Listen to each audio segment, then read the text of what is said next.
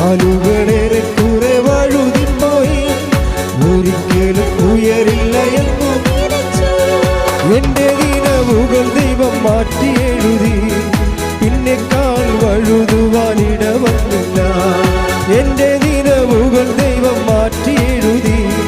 പിന്നെക്കാൾ വഴുതുവാനിട വന്നില്ല. Hallelujah hallelujah, നമ്മുടെ യേശു ജീവിക്കുന്നു.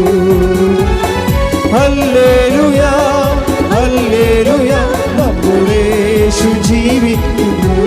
ഹല്ലേലൂയ ഹല്ലേലൂയ ഹല്ലേലൂയ, നമ്മുടെ യേശു ജീവിക്കുന്നു.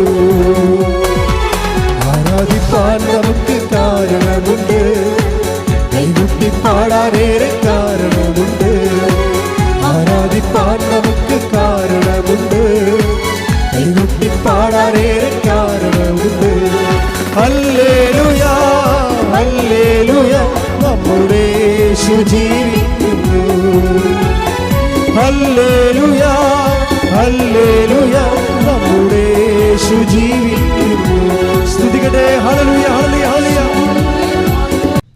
ഈ കാലങ്ങളിൽ ഈ സമയത്ത് ഓൺലൈനിൽ കർത്താവിൻ്റെ ആരാധന കൂടുന്നവരും ഉടമ്പടിയുടെ ആന്തരികമായ ഓരോ ലോക്കുകൾ അഴിക്കുന്നത് ഈ ആരാധനയിലെ വചന സന്ദേശത്തിലൂടെയാണ്. ദൈവത്തിന് തോന്നണം നീ ദൈവത്തെ സ്നേഹിക്കുന്നു, പിന്നെ ദൈവത്തെയാണ് ഏകദൈവമായി ആശ്രയിക്കുന്നത്. അതുപോലെ നിനക്കും ആത്മാവിലെ ആരാധിക്കുമ്പോൾ ആന്തരികമായ സന്തോഷം താനേ വരണതാണ്. ഞങ്ങളൊക്കെ ഇടയ്ക്ക് നിങ്ങളൊന്ന് നിങ്ങളിങ്ങനെ മോട്ടിവേറ്റൊക്കെ ചെയ്യും. പക്ഷേ divide of any motivation it's A spontaneous action. നമ്മൾ ഇങ്ങനെ പറഞ്ഞു തരാതെ തന്നെ അഭിഷേകത്തിൽ നമുക്കിങ്ങനെ ദൈവത്തോട് സ്നേഹം ഇങ്ങനെ പതഞ്ഞ് വരും. വല്ലാത്ത സ്നേഹം തോന്നുന്ന ഒരു സമയം നിങ്ങൾ എവിടെയായിരിക്കുമോ അതിന് ഒരു മുട്ടുകുത്താൻ പരുവമുള്ളൊരു സ്ഥലത്താണെങ്കിൽ അപ്പോൾ മുട്ടുകുത്തണമെന്നാണ് അച്ഛൻ്റെ അഭിപ്രായം. കാര്യം നമ്മൾ 2-3 കാര്യങ്ങൾ അതിലൂടെ പറയുന്നു. ഒന്ന്, നമ്മൾ ദൈവത്തിൻ്റെ സാന്നിധ്യം ഫീൽ ചെയ്യുന്നു. ഒരു കാര്യം ഞാൻ ഉറപ്പിച്ച് പറയാമേ,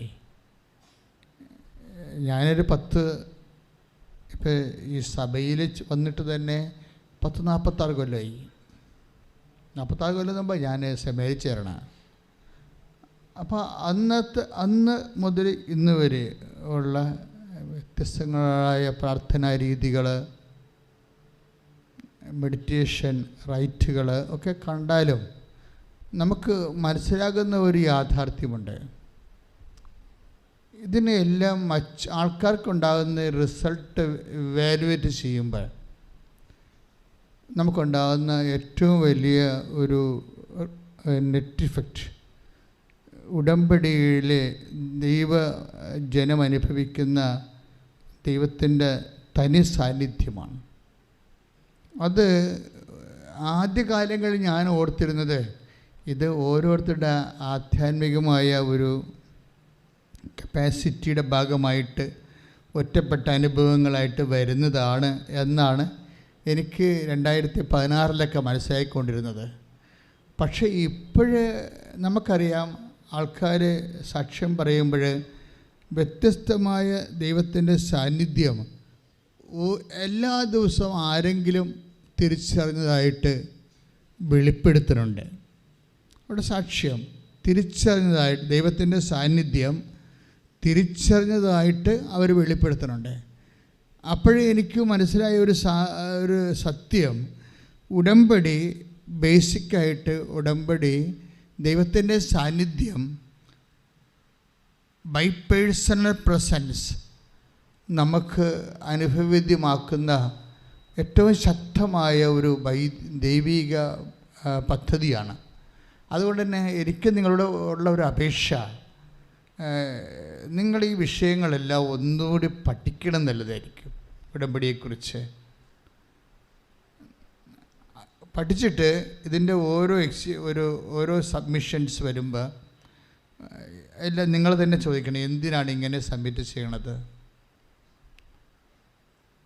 എങ്ങനെയാണ്, എന്തുകൊണ്ടാണ് ഞാൻ ഈ പ്രത്യക്ഷീകരണ പ്രാർത്ഥന വായിക്കുന്നത്, എന്തുകൊണ്ടാണ് ഞാൻ ഈ ഉടമ്പടി തൈലം തേക്കുമ്പോൾ വിശ്വാസ പ്രമാണം ചെല്ലണമെന്ന് പറയണത്, അല്ലെങ്കിൽ ഉടമ്പടി ഉപ്പ് തളിക്കുമ്പോൾ വിശ്വാസ പ്രമാണം ചെല്ലണമെന്ന് പറയണത്.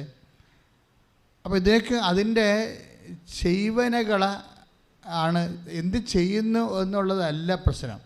എന്ത് ചെയ്താലും ഒരു 50% റിസൾട്ട് നമുക്ക് കിട്ടത്തുള്ളൂ.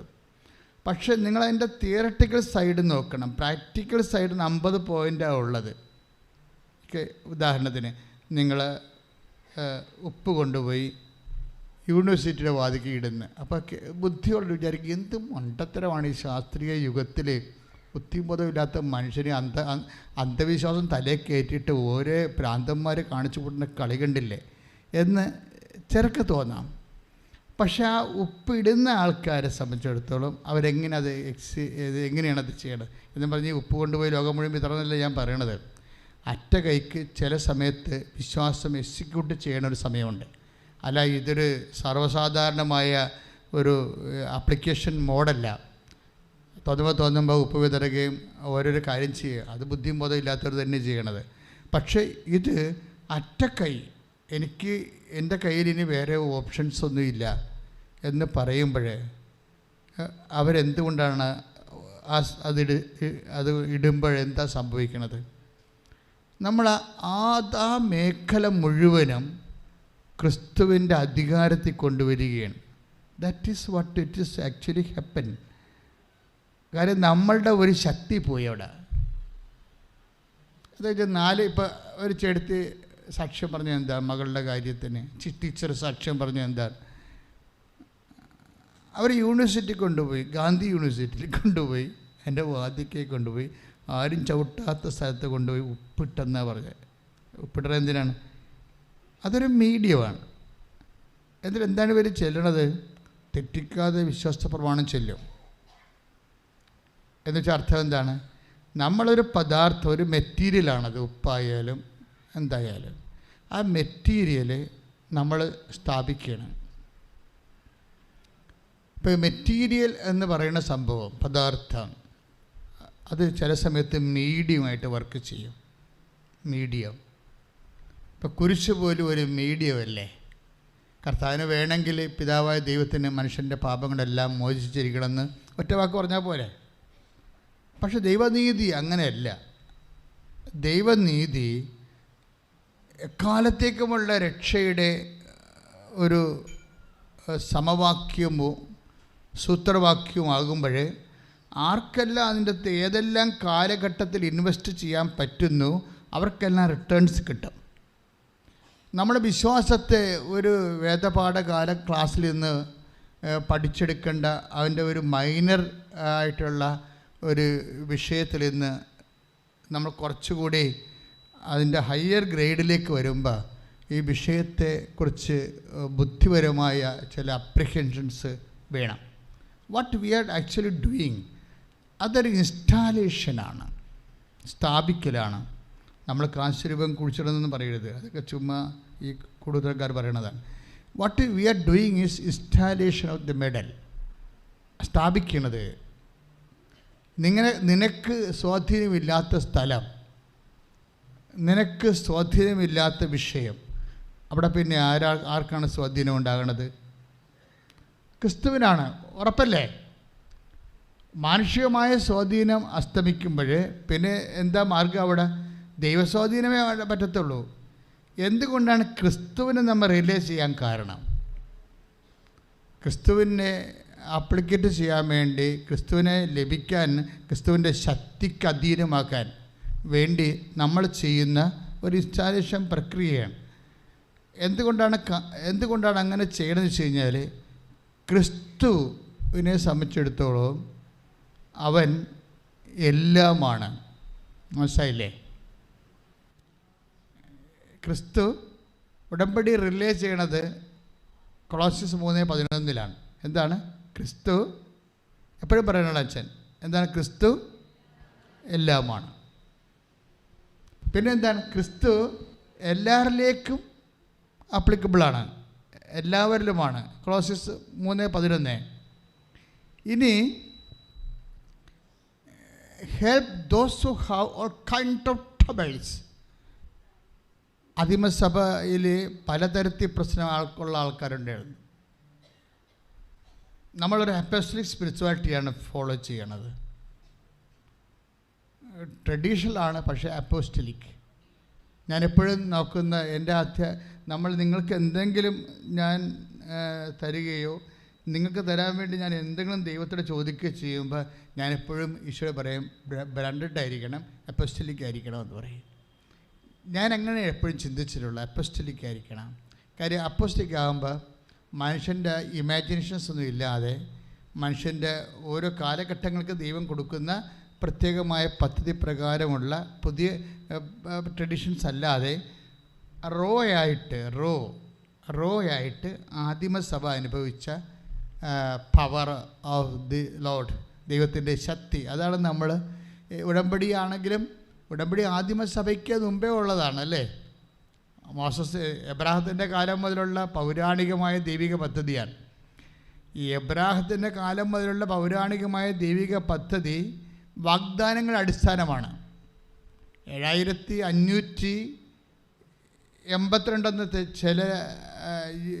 ചില വെബ്സൈറ്റുകൾ പറയും, ചില വെബ്സൈറ്റുകൾ 8552 പറയും. അത്രയും വാഗ്ദാനങ്ങളുണ്ട് ബൈബിളിൽ. മനുഷ്യൻ്റെ ഈ ഫിസിക്കാലിറ്റി അതുപോലെ തന്നെ അവൻ്റെ സ്പിരിച്വാലിറ്റി എന്ന് വെച്ച് കഴിഞ്ഞാൽ ശരീരവും അവൻ്റെ ആത്മാവും മെയിൻറ്റെയിൻ ചെയ്യാൻ വേണ്ടി ദൈവത്തിൻ്റെ ഇടപെടൽ ഉറപ്പ് വരുത്താൻ പറ്റുന്ന ഒരു പദ്ധതിയാണ് ഈ വാഗ്ദാനം എന്ന് പറയുന്നത്. അങ്ങനെ 8000ഓളം വാഗ്ദാനങ്ങൾ ദൈവം ബൈബിളിൽ കൊടുത്തിട്ടുണ്ട്. ഈ വാഗ്ദാനമെല്ലാം നമ്മൾക്ക് എന്തിനുള്ളതാണ്? വാഗ്ദാനം നമ്മൾ എന്താ ചെയ്യണത്? വാഗ്ദാനം നമ്മൾ പ്രാപിക്കുകയാണ് ചെയ്യണത്. ക്ലിയർ അല്ലേ? 3 റെലംസിലേക്കാണ് നമ്മൾ വാഗ്ദാനം പ്രാപിക്കുന്നത്. ഒന്ന്, നമ്മുടെ ശരീരത്തിൽ വാഗ്ദാനം പ്രാപിക്കും, അപ്പോൾ ആണ് ഹീലിംഗ് ഉണ്ടാകുന്നത് ഇല്ലേ. രണ്ടാമത്, നമ്മുടെ മനസ്സിൽ വാഗ്ദാനം പ്രാപിക്കും, അപ്പോൾ ധൈര്യം ഉണ്ടാകും. നമ്മുടെ ആത്മാവിൽ വാഗ്ദാനം പ്രാപിക്കും, അപ്പോൾ നിത്യജീവൻ ഉണ്ടാകും. ഇങ്ങനെ എല്ലാം ക്രിസ്തുവിൻ ആണ്. നമുക്കറിയാമല്ലോ, സകല വാഗ്ദാനങ്ങളും പറഞ്ഞേ, സകല വാഗ്ദാനങ്ങളും ക്രിസ്തുവിൽ അതേ എന്ന് തന്നെ. ക്ലിയർ ആയില്ലേ?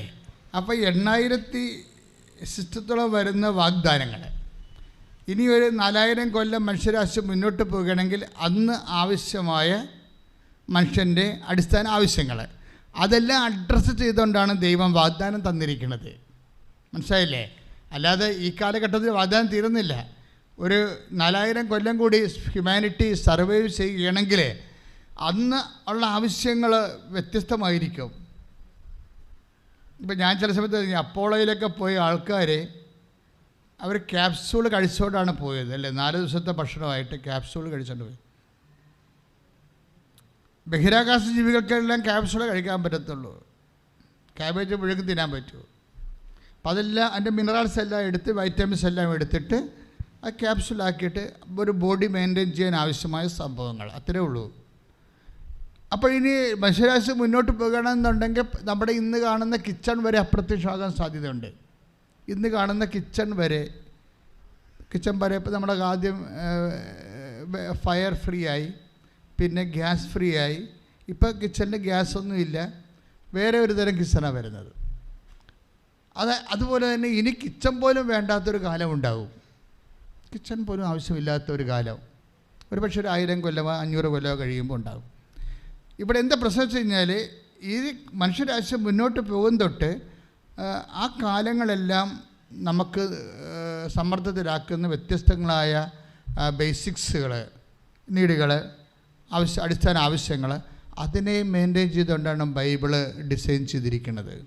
അതുകൊണ്ടാണ് പറയണത് 1 കൊരിന്ത്യസ് 1:20 വായിച്ചോളൂ. ശ്രുതികട്ടെ ഹല്ലേലൂയ. ദൈവത്തിന്റെ സകല വാഗ്ദാനങ്ങളും എന്ന് പറഞ്ഞ ദൈവത്തിന്റെ സകല വാഗ്ദാനങ്ങളും ക്രിസ്തുവിൽ അതേ എന്ന് തന്നെ. വാഗ്ദാനം നമ്മളെങ്ങനെ പ്രാപിക്കണം? സകല വാഗ്ദാനങ്ങളും ക്രിസ്തുവിൽ. അപ്പം അതിൻ്റെ എല്ലാം ഉണ്ടേ. നിങ്ങളുടെ IELTS-ഉം വസ്തു വിൽപ്പനയും എല്ലാ വിഷയമുണ്ട്, സകലമാണ്. അത് ഓർത്തേക്കണം. മരിയൻ ഉടമ്പടി എന്തുകൊണ്ടാണ് മരിയനാകണം? അതിൻ്റെ കാരണം എന്താണ്? മരിയൻ ഉടമ്പടി സ്വാഭാവികമായിട്ടും ബൈബിളിൽ വാഗ്ദാനം പ്രാപിക്കാനുള്ള ഒരു നടപടിക്രമമാണ്. But we are doing Marian covenant. Why? എന്തുകൊണ്ടാണ് മരിയനാകാൻ കാര്യം? മരിയനാകാൻ കാരണം ടൈമാണ് പ്രശ്നം. കാര്യം മനുഷ്യന്മാരുടെ എപ്പോഴും അഭിമുഖീകരിക്കുന്ന ഒരു പ്രോബ്ലം ടൈമാണ്. എപ്പോഴും ടൈം ആൻഡ് പ്ലേസ്. നമുക്ക് സമ്മർദ്ദങ്ങൾ വരാൻ സാധ്യതയുള്ളത്, നമുക്ക് ഗുണമോ ദോഷമോ വരാൻ സാധ്യതയുള്ള 2 എൻറ്റിറ്റി എന്ന് പറയുന്നത് ഒന്ന് ടൈമാണ്, പിന്നെ എന്താണ്, ഒന്ന് സ്പേസ്, ഒന്ന് കാലം വില്ലനാവും അല്ലേ? ഇപ്പോൾ നിങ്ങൾക്ക് 37 വയസ്സായി എന്ന് പറയുമ്പോൾ നിങ്ങൾ കണ്ണാടി നോക്കിയിട്ട് മുടി നരച്ചു, ഇപ്പോൾ കല്യാണം കഴിച്ചില്ല, എനിക്ക് നോക്കി പെണ്ണ് കിട്ടുമോ എന്നൊക്കെ നിൽക്കുമ്പോൾ കാലമാണ് പ്രശ്നം ഉണ്ടാക്കുന്നത് അവിടെ അല്ലേ? കാലം വില്ലനായി നിൽക്കും. ഇനി ദൈവം എപ്പോഴും ചിന്തിക്കണം. അതുപോലെ സാഹചര്യം. ഇപ്പം നമ്മുടെ നെടുമ്പാശ്ശേരിയിലൊക്കെ നിൽക്കുകയാണെങ്കിൽ, വിമാനത്താവളത്തിൽ നിൽക്കുകയാണെങ്കിൽ ആൾക്കാർ കള്ളിമുണ്ട് കൊടുത്താണ് ഇപ്പോൾ വിമാനത്തിൽ കയറണത്. പണ്ടൊക്കെ കൂളിംഗ് ഗ്ലാസ്സൊക്കെ വെച്ച് നല്ല ടിപ്പ് ടോപ്പ് ഡ്രസ്സൊക്കെ ഉപയോഗിച്ച് ഇതൊക്കെ എയർ സ്യൂട്ടൊക്കെ ഉപയോഗിച്ചാണ് ആൾക്കാർ കയറിക്കൊണ്ടിരുന്നത്. ഇപ്പം അങ്ങനെയല്ല. ഇപ്പം ആൾക്കാർ പ്രൈവറ്റ് ബസ്സൊക്കെ കയറുന്ന പോലെ കയറിപ്പോവുകയാണ്. രാജ്യം പിടിക്കുകയാണ്. കേരളം രാജ്യം പിടിക്കുകയാണ്. ഒരിക്കലും ചിന്തിക്കാതിരുന്ന ഇപ്പം ചെറുപ്പക്കാർ പോകുന്നതിൽ പ്രശ്നമില്ല. അതല്ല, ഇപ്പോഴും ചെറുപ്പക്കാർ വിടുന്നത് എന്താണ്? മാതാപിതാക്കന്മാർക്ക് ഈ സ്ഥലം മടുത്തതുപോലെയാണ്. പല മാതാപിതാക്കന്മാരുടെ ആവേശത്തോടെ മക്കളെ പ്രൊമോട്ട് ചെയ്യണം. എന്തിനാണ്? അവർക്കും പോകാൻ വേണ്ടിയാണ്. അവർക്കൊരു ഷിഫ്റ്റ് ആവശ്യമാണ്. അവരൊരു ഷിഫ്റ്റാണ്. കഴിഞ്ഞ ദിവസങ്ങളിലൊരു സംഭവം ഞാൻ ഒരു തൊഴിലാളി നേതാവ്, കുറേ നേതാക്കന്മാരൊക്കെ ആയിട്ട് ബന്ധമുണ്ടല്ലോ, ഈ വിഴിഞ്ഞ സമരത്തിൻ്റെ ഒരു ഭാഗമാണ്. അപ്പോഴേ ഞങ്ങളിടയ്ക്ക് ഡിസ്കസ് ചെയ്തപ്പോൾ ഒരു അമ്മ, ഇന്നലെ ഒരു ഡിസ്കഷനായിരുന്നു ഞാനിപ്പോൾ പറയണം. ഒരമ്മ കൂടാരത്തിൻ്റെ വാതിക്കലിരിക്കുകയാണ്. കൂടാരം എന്ന് പറഞ്ഞത് ഈ ഇപ്പോഴത്തെ അവസ്ഥ കടൽ കയറിപ്പോയി 2 നില വീടുണ്ടായിരുന്ന ആൾക്കാരാണ്. 2 നില വീടുണ്ടായിരുന്ന ആൾക്കാരാണ്. ഈ തുറമുഖം വന്നതോടുകൂടി അതിൻ്റെ കടലിലോട്ട് ഉള്ള പുലിമുട്ടുകൾ 10-300 മീറ്റർ കെട്ടിയപ്പോൾ തന്നെ വെള്ളത്തിൻ്റെ ഒഴുക്ക് എതിരായിട്ട് ബാധിച്ചിട്ട് ഒരു വശത്ത് മണ്ണ് വെക്കുകയും ഒരു വശത്ത് കടൽ തുരന്നെടുക്കുകയും ചെയ്യും. അപ്പോൾ വലതുവശത്ത് എപ്പോഴും തുരപ്പുണ്ടാകും. എന്ത് തരത്തിലുള്ള പഠനങ്ങൾ നടത്തിയെന്ന് പറഞ്ഞാലും അതെല്ലാം കള്ളത്തരമാണ്. കാര്യം ലോകം മുഴുവൻ അറിയാം. കൊച്ചി തൊട്ടിങ്ങോട്ട് കൊച്ചി തുറമുഖം വെച്ചതിന് ശേഷം തുരന്നത് പുറക്കാട് വരെയാണ് തുരന്നിരിക്കുന്നത്. കടലിലേക്ക് ഇങ്ങനെ കടൽ ചുഴച്ചെടുത്തുകൊണ്ട് പോകും. അങ്ങനെ 2 നില വീട് ഉണ്ടായിരുന്നത് കടലിൽ പോയ ഒരു അമ്മയാണ്. ഒരു തകര ഷീറ്റ് പോലൊരു സംഭവത്തിൻ്റെ അകത്ത് ബാധിക്കലിരിക്കുക. ഞങ്ങൾക്കുണ്ട് മനുഷ്യാവകാശം എന്നും പറഞ്ഞ് ഒരു നീന്തൽ നടത്താൻ വേണ്ടി, കാര്യം ആൾക്കാരുടെ ശ്രദ്ധ പിടിക്കാൻ, കാര്യം അവകാശം കവർന്നെടുക്കുകയും അവകാശം ഇല്ലാതാക്കുകയും ചെയ്ത ഒരു സമൂഹത്തിന് വേണ്ടിയുള്ള അവകാശ പോരാട്ടത്തിൻ്റെ ഭാഗമായി അമ്മയോട് ചെന്ന് തൊഴിലാളി നേതാവ് ചോദിച്ചു, നീന്താൻ പറ്റുമോ ഞങ്ങൾക്കൊപ്പം എന്ന് പറയും. അപ്പോൾ അവർ നീന്തണവരാണ്, കടലിൽ നീന്തണ സ്ത്രീയാണ്. അപ്പോൾ നീന്താം. പക്ഷേ അപ്പം ഞാൻ ചോദിച്ചു, മക്കളിവിടെ ഇല്ലേ? ഞങ്ങളല്ല, കൂടെ ഉണ്ടായിരുന്ന സഹോദരങ്ങൾ ചോദിച്ച് മക്കളില്ലേ എന്ന് ചോദിച്ചു. അപ്പോൾ പറഞ്ഞു, മക്കളെ ഞാൻ 2 പേരെയും ബ്രിട്ടനിൽ വിട്ടിരിക്കുകയാണെന്ന് പറഞ്ഞു. 2 പേരെ ഇംഗ്ലണ്ടിലോട്ട് വിട്ടിരിക്കുകയാണെന്ന് പറഞ്ഞു. എന്തിനു സ്റ്റഡി വിസയിൽ പോയിരിക്കുകയാണ്. സ്റ്റഡി വിസായി പോയിരിക്കുകയാണ്. അപ്പോൾ അവൻ കാലെ പിടിച്ച്, അമ്മയുടെ കാലെ പിടിച്ച് പറഞ്ഞ്, അമ്മ ഞാൻ പോകത്തില്ല. കാരണം സ്റ്റഡി വിസായി പോയാലുള്ള കുഴപ്പം, ഇനി 10-20 അതിൻ്റെ കടങ്ങളൊക്കെ പരിഹരിച്ചു. പിന്നെ ഞാനവിടെ ജോലി വാങ്ങിച്ചു, അതിൻ്റെ ലോൺ എടുത്തു, അതടച്ചൊക്കെ വരുമ്പോൾ 20 കൊല്ലമാവും എല്ലാം തീരുമ്പോൾ. അപ്പം എനിക്ക് നാട്ടിൽ വരാൻ അമ്മയുടെ മുഖം കാണാൻ പറ്റത്തില്ല, എന്നെ പറഞ്ഞു വിടല്ലേ എന്ന് പറഞ്ഞു. അപ്പോൾ അമ്മ തിരിച്ചു പറയും, മകനെ, എൻ്റെ മുഖം നീ കാണത്തില്ലെന്ന് എനിക്കറിയാം, പക്ഷേ ഞങ്ങൾ ഇത്രയും നാൾ ആറ്റിക്കുട്ടി ഉണ്ടാക്കിയതാണ് കടൽ കൊണ്ടുപോയത്. അതേസമയം തന്നെ നീ ഇവിടെ നിന്നാലേ, നീ ഇവിടെ നിൽക്കുകയാണെങ്കിൽ ഞങ്ങൾ മരിക്കുമ്പോൾ 2 ദിവസം നിനക്ക് ദുഃഖം ഉണ്ടാകും. അത് കഴിയുമ്പോൾ നീ ഭക്ഷണം കഴിക്കുക, നിന്റെ കുഞ്ഞുമായിട്ട് ഇവിടെ ജീവിക്കും. പക്ഷെ കടങ്ങൾ ഒരു കാലത്തും മാറത്തില്ല. 2 ദിവസത്തെ ദുഃഖമാണ് നിനക്കുണ്ടാകാൻ പോണത് ഞങ്ങൾ മരിക്കുമ്പോൾ, ഞങ്ങളുടെ കൂടെ ഉണ്ടായിക്കഴിഞ്ഞാൽ. പക്ഷേ എന്താ സംഭവിക്കണത്? നിനക്ക് അതിനുശേഷം ഈ ജന്മം മുഴുവൻ ദുഃഖമായിരിക്കും. അപ്പോൾ അതുകൊണ്ട് കണ്ടാലും കണ്ടില്ലേലും നീ പോകണമെന്ന് പറയും. ഒരു സിറ്റുവേഷൻ കണ്ട, തൊട്ടടുക്കുമ്പോഴാണ് നമുക്ക് ഈ പ്രസ്താവനകളൊക്കെ ഇറക്കാൻ എളുപ്പമാണ്. പക്ഷേ മനുഷ്യൻ്റെ അവസ്ഥകൾ കണ്ടില്ലേ? അതാണ് അവസ്ഥ. ആ മകൻ കയറിപ്പോയിരിക്കുകയാണ്. ഇനിയിപ്പോൾ പഠനത്തിൻ്റെ വിസാക്കൊക്കെ പോയിരിക്കുകയാണ്. ഇവിടെ ഒന്നും ഉള്ള ആൾക്കാരല്ല, ഉള്ളതെല്ലാം കടൽ കൊണ്ടുപോയവരാണ്. അവൻ തിരിച്ച് അമ്മയുടെ മരിപ്പിന് പോലും വരത്തില്ല. അതാണ്. അപ്പോൾ അവർക്കൊക്കെ അവകാശമില്ലേ? അപ്പോൾ ഇങ്ങനെ ഒരു സിറ്റുവേഷൻസാണ് മനുഷ്യരാശി ഒരു ഷിഫ്റ്റിംഗ് മോഡിലാണ് ഇരിക്കുന്നത്. നമ്മൾ വളരെ അന്തസ്സോടെയൊക്കെ പറയുമെങ്കിലും ഒരു ഷിഫ്റ്റാണ്, ഒരു ടൈമാണ് ഈ സമയം. അതേസമയം ഒരു സ്ഥലത്തു നിന്ന് മറ്റൊരു സ്ഥലത്തേക്ക് പോയിക്കൊണ്ടിരിക്കുകയാണ് ആൾക്കാർ. ചിലർ തിരിച്ചു വരും, ചിലർ വരത്തില്ല. ചിലർ തിരിച്ചു വരും. കാര്യം ഞാൻ എൻ്റെ ഇടവകയിൽ തൈക്കാട്ടുശ്ശേരിയിൽ ഞങ്ങൾ പെരുന്നാളൊക്കെ നടത്തിയിട്ട് അവസാനം എല്ലാവർക്കും വേണ്ടി ഞാനൊരു ഡിന്നർ അറേഞ്ച് ചെയ്തു. അപ്പം ഞങ്ങളെല്ലാവരും പെരുന്നാളിന് സഹായിച്ചവരെയും കൂടെയുള്ള കമ്മിറ്റിക്കാരും അവരുടെ ഭാര്യമാരും മക്കളെല്ലാവരെയും വിളിച്ചിട്ടുണ്ട്. അപ്പോൾ ഞങ്ങളൊരു വീട്ടിൽ കൂടി അങ്ങനെ ഇരുന്നുകൊണ്ട് പതുക്കെ പ്രാർത്ഥിക്കുമ്പോൾ പ്രശ്നം കഴിച്ചുകൊണ്ടിരിക്കുന്ന സമയത്ത് ഞാൻ കാനഡയിലുള്ള ഒരു മകൻ അവിടെ ലീവിന് വന്നിട്ടുണ്ട്. അപ്പോൾ അവനോട് അവൻ്റെ അപ്പൻ വളരെ പ്രായമുള്ള നല്ലൊരു അധ്യാപകനായിരുന്നു. അപ്പോൾ അങ്ങോട്ട് തിരിഞ്ഞിരിപ്പുണ്ട്, അപ്പുറത്ത് വർഷം കഴിച്ചുകൊണ്ടിരിക്കുകയാണ്. അപ്പനോട് ഇരിപ്പുണ്ട്, മകൻ എൻ്റെ അടുത്തിരിക്കുകയാണ്. അപ്പോൾ ഞാൻ പറഞ്ഞു, എന്നാ പരിപാടി, തിരിച്ച് വരുന്നുണ്ടാ? അപ്പോൾ അവൻ അപ്പനെ പുറകോട്ട് നോക്കി വെച്ച് വരത്തില്ലെന്ന്. എന്തൊക്കെ അപ്പൻ അറിയണ്ട, വരത്തില്ല, വരാൻ പറ്റുന്ന കണ്ടീഷൻ അല്ല. അതായത് നമ്മളുടെ ഇവിടുത്തെ ഒരു അവസ്ഥയിൽ നമുക്ക് അതിജീവനം വിഴിഞ്ഞത്ത് മാത്രമല്ല, കേരളം മുഴുവനും ജീവിത സാഹചര്യം മുഴുവനും ഒത്തിരിയേറെ പേര് വ്യത്യസ്തമായ രീതികളിൽ അതിജീവനത്തിൻ്റെ അവസ്ഥകളിൽ തന്നെയാണ്. കോവിഡ് കഴിഞ്ഞോടുകൂടി കടങ്ങൾ ഇരട്ടിയായില്ലേ അല്ലേ? കോവിഡ് കഴിഞ്ഞോടുകൂടി കടങ്ങൾ ഇരട്ടിയായി. അച്ഛനെന്താ പറഞ്ഞത്? കടം ഇരട്ടിയാകുകയും ചെയ്യും. കേന്ദ്ര സർക്കാർ ഗവൺമെൻറ്റും അതുപോലെ തന്നെ സ്റ്റേറ്റ് ഗവൺമെൻറ്റും ഈ കാര്യത്തിൽ നമ്മളുടെ കടങ്ങളെ പരിഹരിക്കാൻ ഒന്നും ചെയ്യാൻ പറ്റത്തില്ല. അത്ര കണ്ട് കടങ്ങളിലായിപ്പോയി. അപ്പോൾ മനുഷ്യൻ പരക്കം പാഞ്ഞുകൊണ്ടിരിക്കുകയാണ്.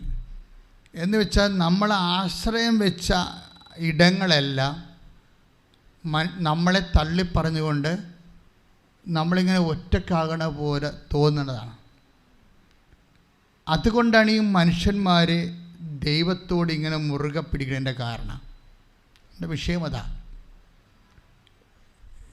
എന്നിട്ട് അതുകൊണ്ടാണ് നിങ്ങൾ ഈ ഉടമ്പടി സാക്ഷ്യം കേൾക്കണം എന്ന് പറഞ്ഞു കഴിഞ്ഞാൽ, ഇങ്ങനെയുള്ള സിറ്റുവേഷനിൽ ദൈവം എന്താണ് ചെയ്യുന്നത്? എൻ്റെ ഒരു പ്രോബ്ലം ഇത്രയേ ഉള്ളൂ. അതായത് നിങ്ങൾ എടുക്കുന്നവർ ഇത് ഒരു തരം എന്തെങ്കിലും ഒരു ഗിമിക്കായിട്ട് ചെയ്യരുത്.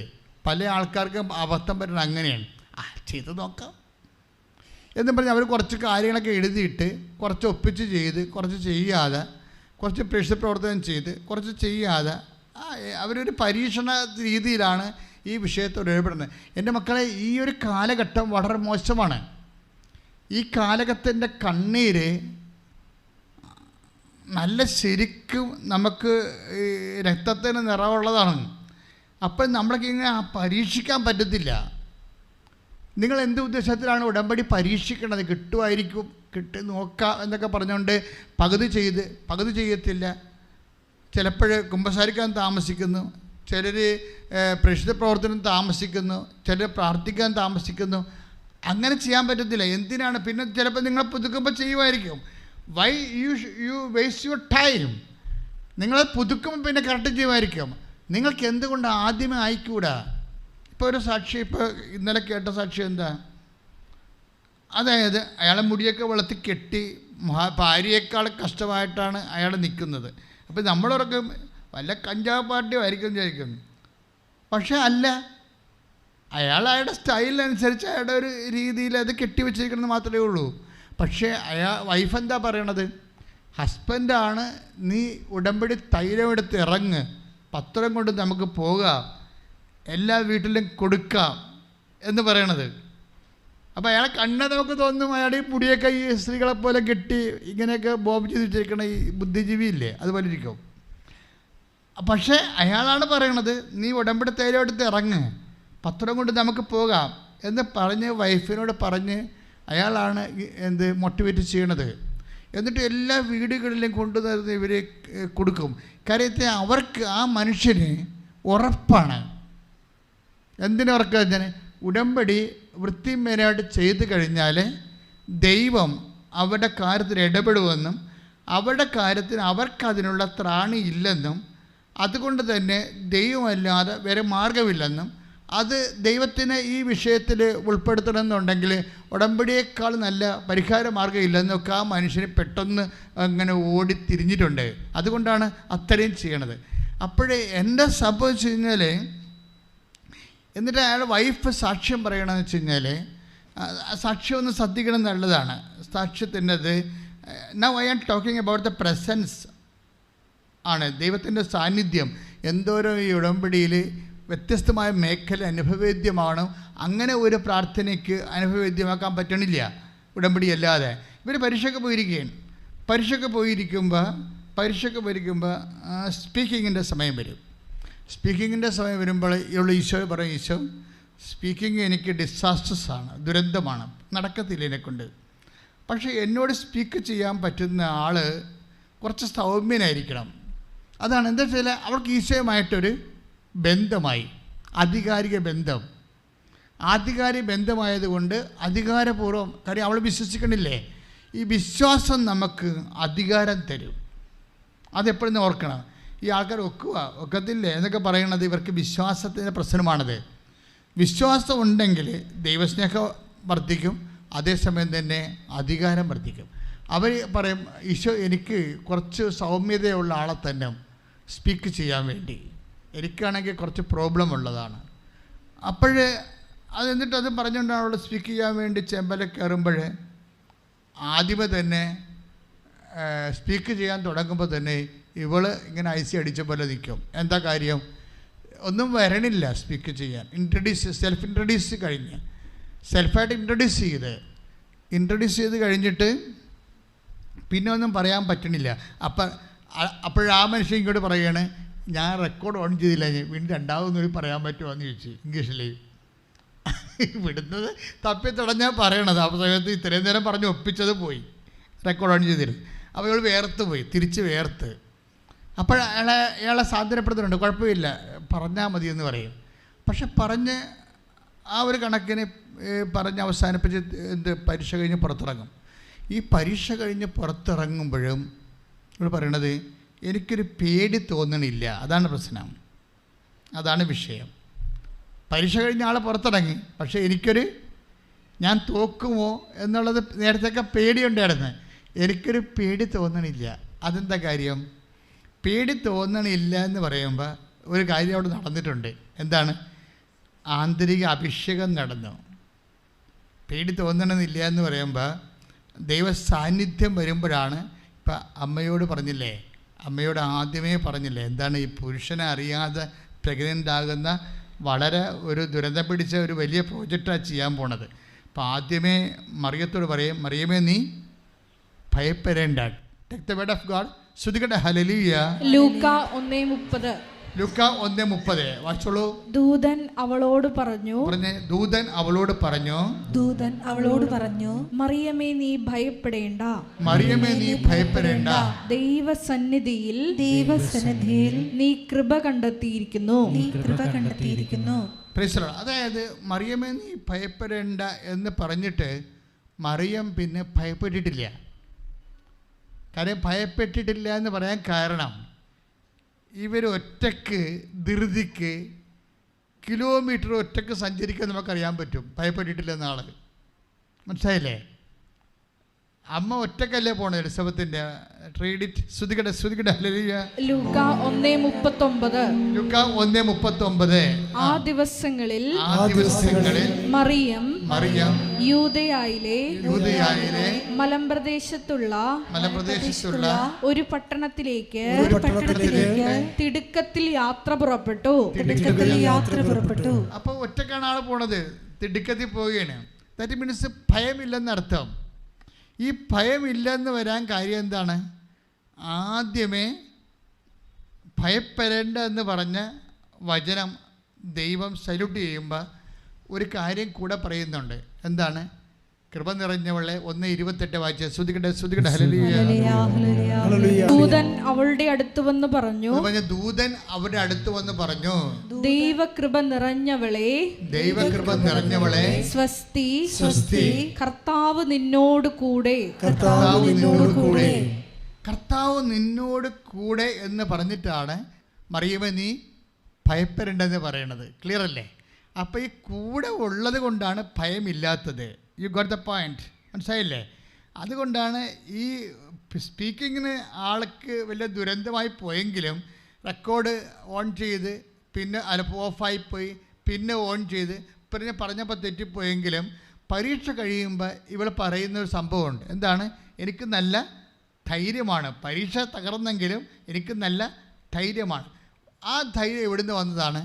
കർത്താവ് നിൻ്റെ കൂടെ ഉള്ളതിൻ്റെ ഉടമ്പടിയുടെ ഇഫക്റ്റാണ്. എൻ്റെ മക്കൾ മനസ്സിലാക്കേണ്ട ഇതാണ്, നിങ്ങൾ അതായത് എന്ത് ഡിസാസ്റ്റേഴ്സ് ഉണ്ടായാലും, ഇപ്പോൾ കടം, ജപ്തി, അതുപോലെ തന്നെ വേറെ തരത്തിലുള്ള കേസ്, അതുപോലെ തന്നെ വിധി, നമുക്ക് അനുകൂലമായിട്ടുള്ള പ്രതികൂല വിധി, അതുപോലെ ഇങ്ങനെ നമ്മളെ വിഷമിപ്പിക്കുന്ന എന്ത് സാഹചര്യം ഉണ്ടായാലും എൻ്റെ സഹോദരങ്ങൾ ആ സാഹചര്യത്തെ അല്ല നിങ്ങൾ ലക്ഷ്യം വെക്കേണ്ടത്. എന്താ ചെയ്യേണ്ടത്? എന്തും സംഭവിക്കട്ടെ, പക്ഷെ ഒരു കാര്യമുണ്ട്, കർത്താവ് നിൻ്റെ കൂടെ ഉണ്ടാകണം. ഉടമ്പടിയുടെ ഏറ്റവും വലിയ വാഗ്ദാനങ്ങൾ ഒന്നാണത്. സകല വാഗ്ദാനങ്ങളും ക്രിസ്തുവിൽ അതേ എന്ന് പറഞ്ഞില്ലേ? സകല വാഗ്ദാനങ്ങളും ക്രിസ്തു അതെന്ന് പറയുമ്പോഴേ അതിൻ്റെ ഒരു വാഗ്ദാനം, ഒരു പ്രിൻസിപ്പൽ വാഗ്ദാനമുണ്ട്. എന്താണ് അത്? ജോഷുവ 1:9, പുറപ്പാട് 33:14. എന്താണ്? ഉടമ്പടി പ്രകാരം പുറപ്പാട് 33:14 എന്താണ്? നീ പോകുന്നിടത്തെല്ലാം നിൻ്റെ കൂടെ ഞാനുണ്ടാകും. അതുപോലെ തന്നെ ജോഷുവയോട് ഇത് കൃത്യമായിട്ട് പറയുന്നുണ്ട് 1:9. എന്താണ്? ശക്തനും ധീരനുമായിരിക്കുക. ശക്തനും ധീരനുമായിരിക്കുക എന്ന് പറയുന്ന സിറ്റുവേഷൻസ് എന്താ? കാനാൻ ദേശം ഒറ്റുനോക്കാൻ പോയ ആൾക്കാരുടെ അവിടെയാണ്. അപ്പോഴും ഈ 9 പറയും ശക്തനും ധീരനുമായിരിക്കാം. കാര്യം അവിടെയുള്ള അനാർക്കിൻ്റെ ഗുണ്ടകൾ രാക്ഷസന്മാരാണ്. അവരുമായിട്ടാണ് യുദ്ധം ചെയ്യാൻ പോകുന്നത്. അപ്പോൾ അവരുടെ മുമ്പിൽ ഞങ്ങൾ വിട്ടിൽ പോലെയാണ് നിൽക്കണമെന്നാണ് ഇവർ പറയണത്. അവർക്കും അങ്ങനെ തന്നെ തോന്നിയെന്നാണ്. അപ്പോൾ ഇങ്ങനെ നമ്മളുടെ മുമ്പിലുള്ള കടങ്ങൾ, നമ്മുടെ മുമ്പിലുള്ള രോഗം, അതെല്ലാം നമ്മളെ വിഴുങ്ങാൻ വേണ്ടി നിൽക്കുമ്പോഴും ആ ഒരു സിറ്റുവേഷനിലാണ് ദൈവം നിനക്ക് വാഗ്ദാനം തരുന്നത്, ശക്തനും ധീരനുമായിരിക്കുക. ഈ ദൈവ സാന്നിധ്യം നമ്മുടെ ഇപ്പോഴുള്ള നിലവിലുള്ള പ്രാർത്ഥനാ രീതികളിലെ ദൈവസാന്നിധ്യം വ്യത്യസ്തമായ മേഖലകളിൽ, പ്രത്യേകിച്ച് ഭൗതികമായ മേഖലകളിലെ ഇതുപോലെ വെളിവാക്കുന്ന വേറൊരു പ്രാർത്ഥനാ രീതികളില്ല. അതെന്താ സംഭവിച്ചു കഴിഞ്ഞാൽ അത് ഉടമ്പടിയുടെ പാക്കേജിൽ ദൈവം കൊടുത്തിരിക്കുന്നതാണ്, ഞാൻ നിൻ്റെ കൂടെ വരുമെന്നുള്ളത്. അപ്പം ഈ നമ്മുടെ കൂടെ ദൈവം വരുന്നതിന് വേണ്ടിയാണ് നമ്മളെന്ത് ചെയ്യണത്? അവൻ പറയണത് പോലെ ചെയ്യുന്നത്. മനസ്സിലായ? ചൊല്ലണതല്ല, ചെയ്യുന്നത്. അപ്പം ദൈവത്തിൻ്റെ വചനങ്ങൾ അങ്ങനെ ചെയ്യണമെങ്കിൽ എന്ത് വേണം നമുക്ക്?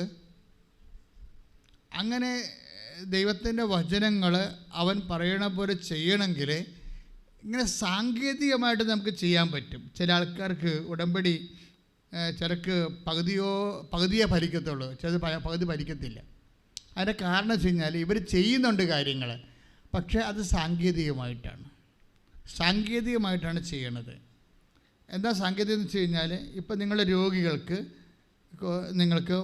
രോഗികൾക്ക് സഹായം കൊടുക്കാൻ പറയും. അപ്പോൾ ഉടമ്പടി എടുത്താണ് രോഗികൾക്ക് കൊണ്ട് സഹായം കൊടുക്കുക. എന്നാൽ 10, 50, 100 കൊടുത്തേക്കാന്ന് പറഞ്ഞുകൊണ്ട് നമ്മളെ കൊടുത്തിട്ട് പോരും. ഇത് സാങ്കേതികമാണ്, ഇത് വർക്ക് ചെയ്യത്തില്ല. കാര്യം എന്താ വെച്ച് കഴിഞ്ഞാൽ അവിടെ വേറെ പ്രശ്നമുണ്ട്. കാര്യം, ഒരു രോഗിയെ കാണുമ്പോൾ ഈശോ പറയും, ഞാൻ ആന്ധ്രക്കാരനെ കണ്ട് അല്ലെങ്കിൽ ബംഗാളിയെ കണ്ട് എന്നല്ല പറയണത്. എന്താണ് അത്? ആരായാലും ഞാൻ രോഗിയായിരുന്നു എന്നാ പ്രശ്നം.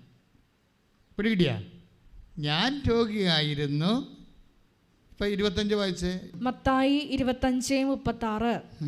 ഞാൻ നഗ്നനായിരുന്നു, നിങ്ങൾ എന്നെ ഉടുപ്പിച്ചു.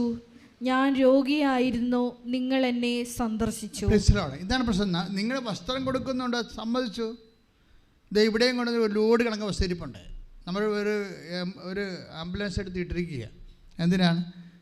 ഈ ആംബുലൻസിൽ കയറ്റി വസ്ത്രമെല്ലാം ഓരോ രോഗികൾക്ക് കൊണ്ട് നമ്മൾ എത്തിച്ചു കൊടുക്കും, ആശുപത്രിയിലും പോകും. അപ്പോൾ അതിനൊക്കെ പ്രേക്ഷിതരുണ്ടെങ്കിൽ, മനസ്സുള്ളവരുണ്ടെങ്കിൽ 2-ാം ചൊവ്വാഴ്ച ഇവിടെ വന്നു കഴിഞ്ഞാൽ നിങ്ങൾക്ക് അതിൻ്റെ ആംബുലൻസും തരാം, അതുപോലെ തന്നെ കൊണ്ടുപോകാനുള്ള സ്ഥലവും പറഞ്ഞു തരാം, കൊടുക്കാനുള്ള മാർഗം തരാം. നിങ്ങൾക്കും കൊടുക്കാൻ പറ്റാത്ത ബാക്കി ഇരിപ്പുണ്ടെങ്കിൽ കൊണ്ടുവന്ന് കൊടുത്താൽ ഇവിടെ പ്രേക്ഷിത പ്രവർത്തനം ചെയ്യും. പക്ഷേ അത് സാങ്കേതികമായി നമുക്ക് എന്തും ചെയ്യാൻ പറ്റും. ഇപ്പോൾ റോട്ടറി ക്ലബ്ബ് ചെയ്യുന്നില്ലേ? കണ്ണില്ലാത്തവർ കണ്ണൊക്കെ വെച്ച് കൊടുക്കുന്നുണ്ടല്ലോ അല്ലേ? ലയൺസ് ക്ലബ്ബുകാരൊക്കെ ചെയ്യുന്നുണ്ട്.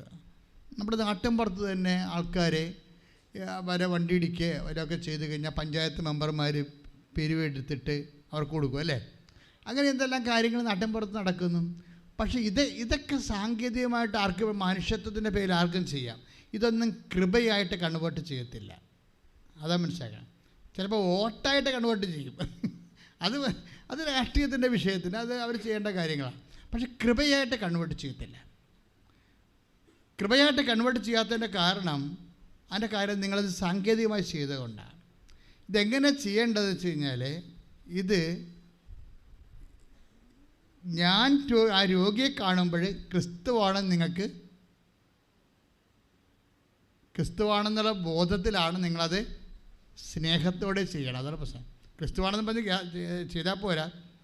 കാര്യം അവിടെ വരേണ്ട 2 ഇതുണ്ട്, സ്നേഹമുണ്ട്, വിശ്വാസമുണ്ട്. അപ്പം നമ്മൾക്ക് എന്താ പ്രശ്നം വെച്ച് കഴിഞ്ഞാൽ, ഈ 2 തിമോത്തി 1:14, അതായത് കർത്താവിനോടുള്ള സ്നേഹത്തോടും വിശ്വാസത്തോടും ഒപ്പം കൃപ നമ്മളിലേക്ക് ഒഴുകുന്നു. Just read it. സ്തുതിക്കട്ടെ. ഹല്ലേലൂയ. തിമോത്തി 1:14. കർത്താവിന്റെ കൃപ യേശുക്രിസ്തുവിലുള്ള വിശ്വാസത്തോടും സ്നേഹത്തോടും ഒപ്പം എന്നിലേക്ക് കവിഞ്ഞൊഴുകി. അപ്പോൾ കർത്താവിന്റെ കൃപ നമുക്കറിയാമല്ലോ. We are not rely upon the blessings. ഈ ഉടമ്പടിയുടെ പ്രശ്നം ഉടമ്പടി കൃപയിലാണ് ലക്ഷ്യം വെക്കുന്നത്. അത് കൃപയുടെ ഇഫക്റ്റായ ബ്ലെസ്സിങ്സിലല്ല. അപ്പം കൃപ ലഭിക്കണമെന്നുണ്ടെങ്കിൽ എന്ത് വേണം? 2 കാര്യങ്ങൾ വേണം. എന്ത് വേണം? സ്നേഹം വേണം, വിശ്വാസം വേണം. ആരോട് വേണം? കർത്താവിനോട്, ക്രിസ്തുവിനോട്. അതാണ് 2 തിമോത്തി 1:14 എന്ന് പറഞ്ഞ ക്രിസ്തുവിനോടുള്ള സ്നേഹത്തോടും വിശ്വാസത്തോടും ഒപ്പം. അപ്പം നമ്മൾ അങ്ങോട്ട് വിശ്വാസവും സ്നേഹവും കൊടുക്കുമ്പോൾ ഇങ്ങോട്ട് എന്താ വരണത്? കൃപ വരും. അതാണ് അതിൻ്റെ ഒരു ബയലാറ്ററായിട്ടുള്ള ഒരു കറണ്ട്. അങ്ങനെയാണ് നമ്മൾ അങ്ങോട്ട് ദൈവത്തിന് കൊടുക്കണത്. എന്താ? സ്നേഹവും വിശ്വാസവും. ഇപ്പോൾ ദൈവം നമുക്ക് തിരിച്ചു തന്നെ എന്താ? കൃപ. കൃപ എന്ന് പറഞ്ഞാൽ എന്താ? പവർ ഓഫ് ഗോഡാണ്. ഇപ്പം പൗലോസ് അപ്പോസ്തലന് അപസ്മാരമോ അൾസറോ എന്തോ ഒരു ഗുരുതരമായ രോഗമാണ്. അപ്പം ആ മനുഷ്യൻ കർത്താവിൻ്റെ ദിവസം കണ്ണീരിടുമ്പോൾ, രോഗത്തിൻ്റെ സൗഖ്യത്തിന് വേണ്ടി പ്രാർത്ഥിക്കുമ്പോൾ ദൈവം ഉദ്ദേശിക്കുന്ന ഒരു സൗഖ്യം കൊടുക്കാനല്ല. കാര്യം പൗലോസിന് സൗഖ്യം കിട്ടിയാൽ മാത്രം പോരാ. 10,000 മനുഷ്യരുടെ ആത്മരക്ഷ വീണ്ടെടുക്കാൻ വേണ്ടി പൗലോസിന് വേണ്ടത് എന്താണ്? പവർ ഓഫ് ഗോഡ്, കൃപയാണ് വേണ്ടത്. അപ്പം അതുകൊണ്ട് ദൈവം പറയും, നീ സൗഖ്യത്തിനാണ് പ്രാർത്ഥിക്കുന്നത്, പക്ഷെ my grace is sufficient for U. ഞാൻ ഗ്രേസാണ് നിനക്ക് തരുന്നുണ്ടെങ്കിൽ ഇതിനെല്ലാത്തിനും അത് മതിയായതാണ്. അതാണ് മതിയാകുമെന്ന് പറഞ്ഞത്. നിനക്കെൻ്റെ കൃപ മതിയാവും എന്ന് വെച്ച് കഴിഞ്ഞാൽ ബലഹീനതയിലാണ് ദൈവത്തിൻ്റെ ശക്തി പ്രവർത്തിക്കുന്നത്. ഇപ്പം ദൈവത്തിൻ്റെ ശക്തിയുണ്ട്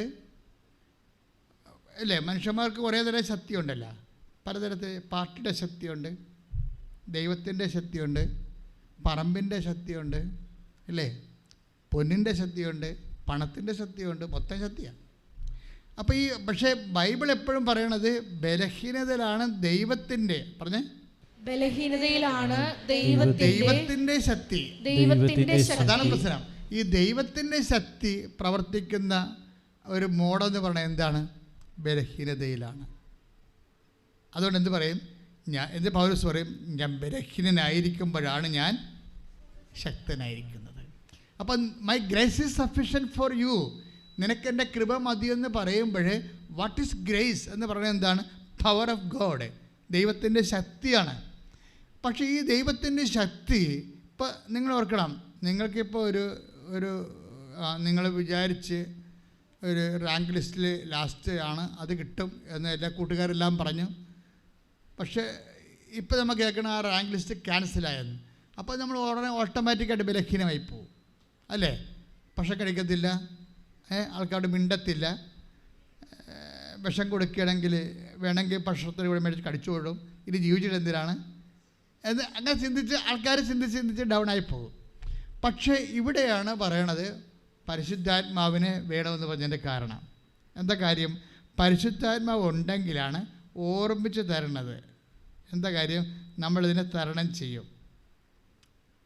കാര്യം നിനക്ക് ഈ ജോലി മാത്രമാണ് നീ ഉദ്ദേശിച്ചത്, നീ സർവൈവ് ചെയ്യുക എന്നുള്ള ഉദ്ദേശിച്ചത്.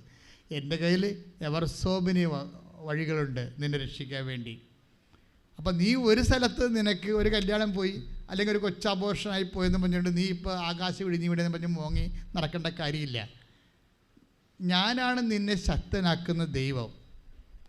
അത് നമുക്ക് ദൈവാരൂപി ഉണ്ടെങ്കിൽ ദൈവാരൂപി ഉടനെ നമ്മളെ ഹെൽപ്പ് ചെയ്യും. വെയിറ്റ് ഇതൊക്കെ സാധാരണ ഇപ്പോൾ കഴിഞ്ഞ ഈ മനുഷ്യന്മാരുടെ ജീവിതത്തിലെ വ്യത്യസ്തമായ കാലാവസ്ഥകൾ ഉണ്ടാകും. അപ്പം കർത്താവ് പറയും, നീ കാലാവസ്ഥകളെ ഒത്തിരിയേറെ അതിൻ്റെ നെഗറ്റീവ് സൈഡ് നോക്കരുതെന്ന് പറയും. കർത്താവിൻ്റെ രീതി അതാണ്. ഇപ്പം 34 അല്ലേ, 24-32 എടുത്തേ. അത്തിമരത്തിൽ നിന്ന് പഠിക്കുവിൻ. പഠിക്കാൻ പറഞ്ഞിട്ടുണ്ട്. നമ്മൾ പഠിക്കാൻ പറഞ്ഞിരിക്കുന്നത് എന്താ പഠിക്കേണ്ടത്? പറഞ്ഞ അത്തിമരത്തിൽ നിന്ന് പഠിക്കുവിൻ. അതിന്റെ കൊമ്പുകൾ ഇളതാവുകയും തളിർക്കുകയും ചെയ്യുമ്പോൾ വേനൽക്കാലം അടുത്തിരിക്കുന്നുവെന്ന് നിങ്ങൾ മനസ്സിലാക്കുന്നു. ഇവിടെ എന്താണ് ഈ വചനത്തിന്റെ പ്രത്യേകത? എന്താണ്? അത്തിമരത്തിൽ നിന്ന് പഠിക്കാൻ പറഞ്ഞിരിക്കുകയാണ്. എന്താ പഠിക്കാനുള്ളത്? അതിൻ്റെ കൊമ്പുകൾ ഇളതായി കഴിഞ്ഞാൽ വേനൽക്കാലം വന്ന് നിങ്ങൾ പറയുന്നു. പമ്പഴത്തിൻ്റെ കൊമ്പ്, റബ്ബറിൻ്റെ കൊമ്പൊക്കെ ചില സമയത്ത് ഷട്ട് ഔട്ട് ആവും. ഈ ഷെഡ് ഔട്ടിങ് നമുക്ക് മാത്രമല്ല, മനുഷ്യന്മാർക്കുണ്ട്. ഇപ്പം വിചാരിച്ച് ജോലി കിട്ടണില്ല, 4 കൊല്ലമായി പ്രഗ്നൻ്റ് ആയിട്ടില്ല, ഇപ്പോൾ ഉടമ്പടി എടുത്തപ്പോൾ പ്രഗ്നൻ്റായി, പക്ഷേ കൊച്ച് 2 ആഴ്ച കഴിഞ്ഞപ്പോൾ അബോർട്ടായി പോയി. ഷെഡ് ഔട്ടാണ്, ഇല പോയി. എന്നിട്ട് ഈശോ എന്താ ചെയ്യണം? ഈശോ എന്താ പറഞ്ഞിരിക്കണത്? ഈശോ പറഞ്ഞത്, നിങ്ങൾ ഈ നഷ്ടപ്പെടുന്ന കൊഴിഞ്ഞു പോകുന്ന കാര്യങ്ങളെക്കുറിച്ച് അഡ്രസ്സ് ചെയ്യരുത്. അതാണ് സംഭവം. നിങ്ങളതും പറഞ്ഞ് മുങ്ങിക്കൊണ്ടിരിക്കണേ. പിന്നെ പ്രാർത്ഥനയും ഇല്ല, വീട്ടിൽ ഭക്ഷണവും ഇല്ല, ആരോടും താല്പര്യവും, നാട്ടുകാരെ കാണുമ്പോൾ ഒളിച്ച് താമസിക്കുന്നു, ബന്ധുക്കളെ കാണുമ്പോൾ ഫോൺ എടുക്കണില്ല. എന്തിനീ പരിപാടി നടക്കണേ? ഈ ഷുഡ് നോട്ട് അഡ്രസ് ദാറ്റ്. അതാണ് 24:32 എന്താ പറയണത്? അത്തിമരത്തിൽ നിന്ന് പഠിക്കുവിൻ. എന്താണ് പഠിക്കേണ്ടത്?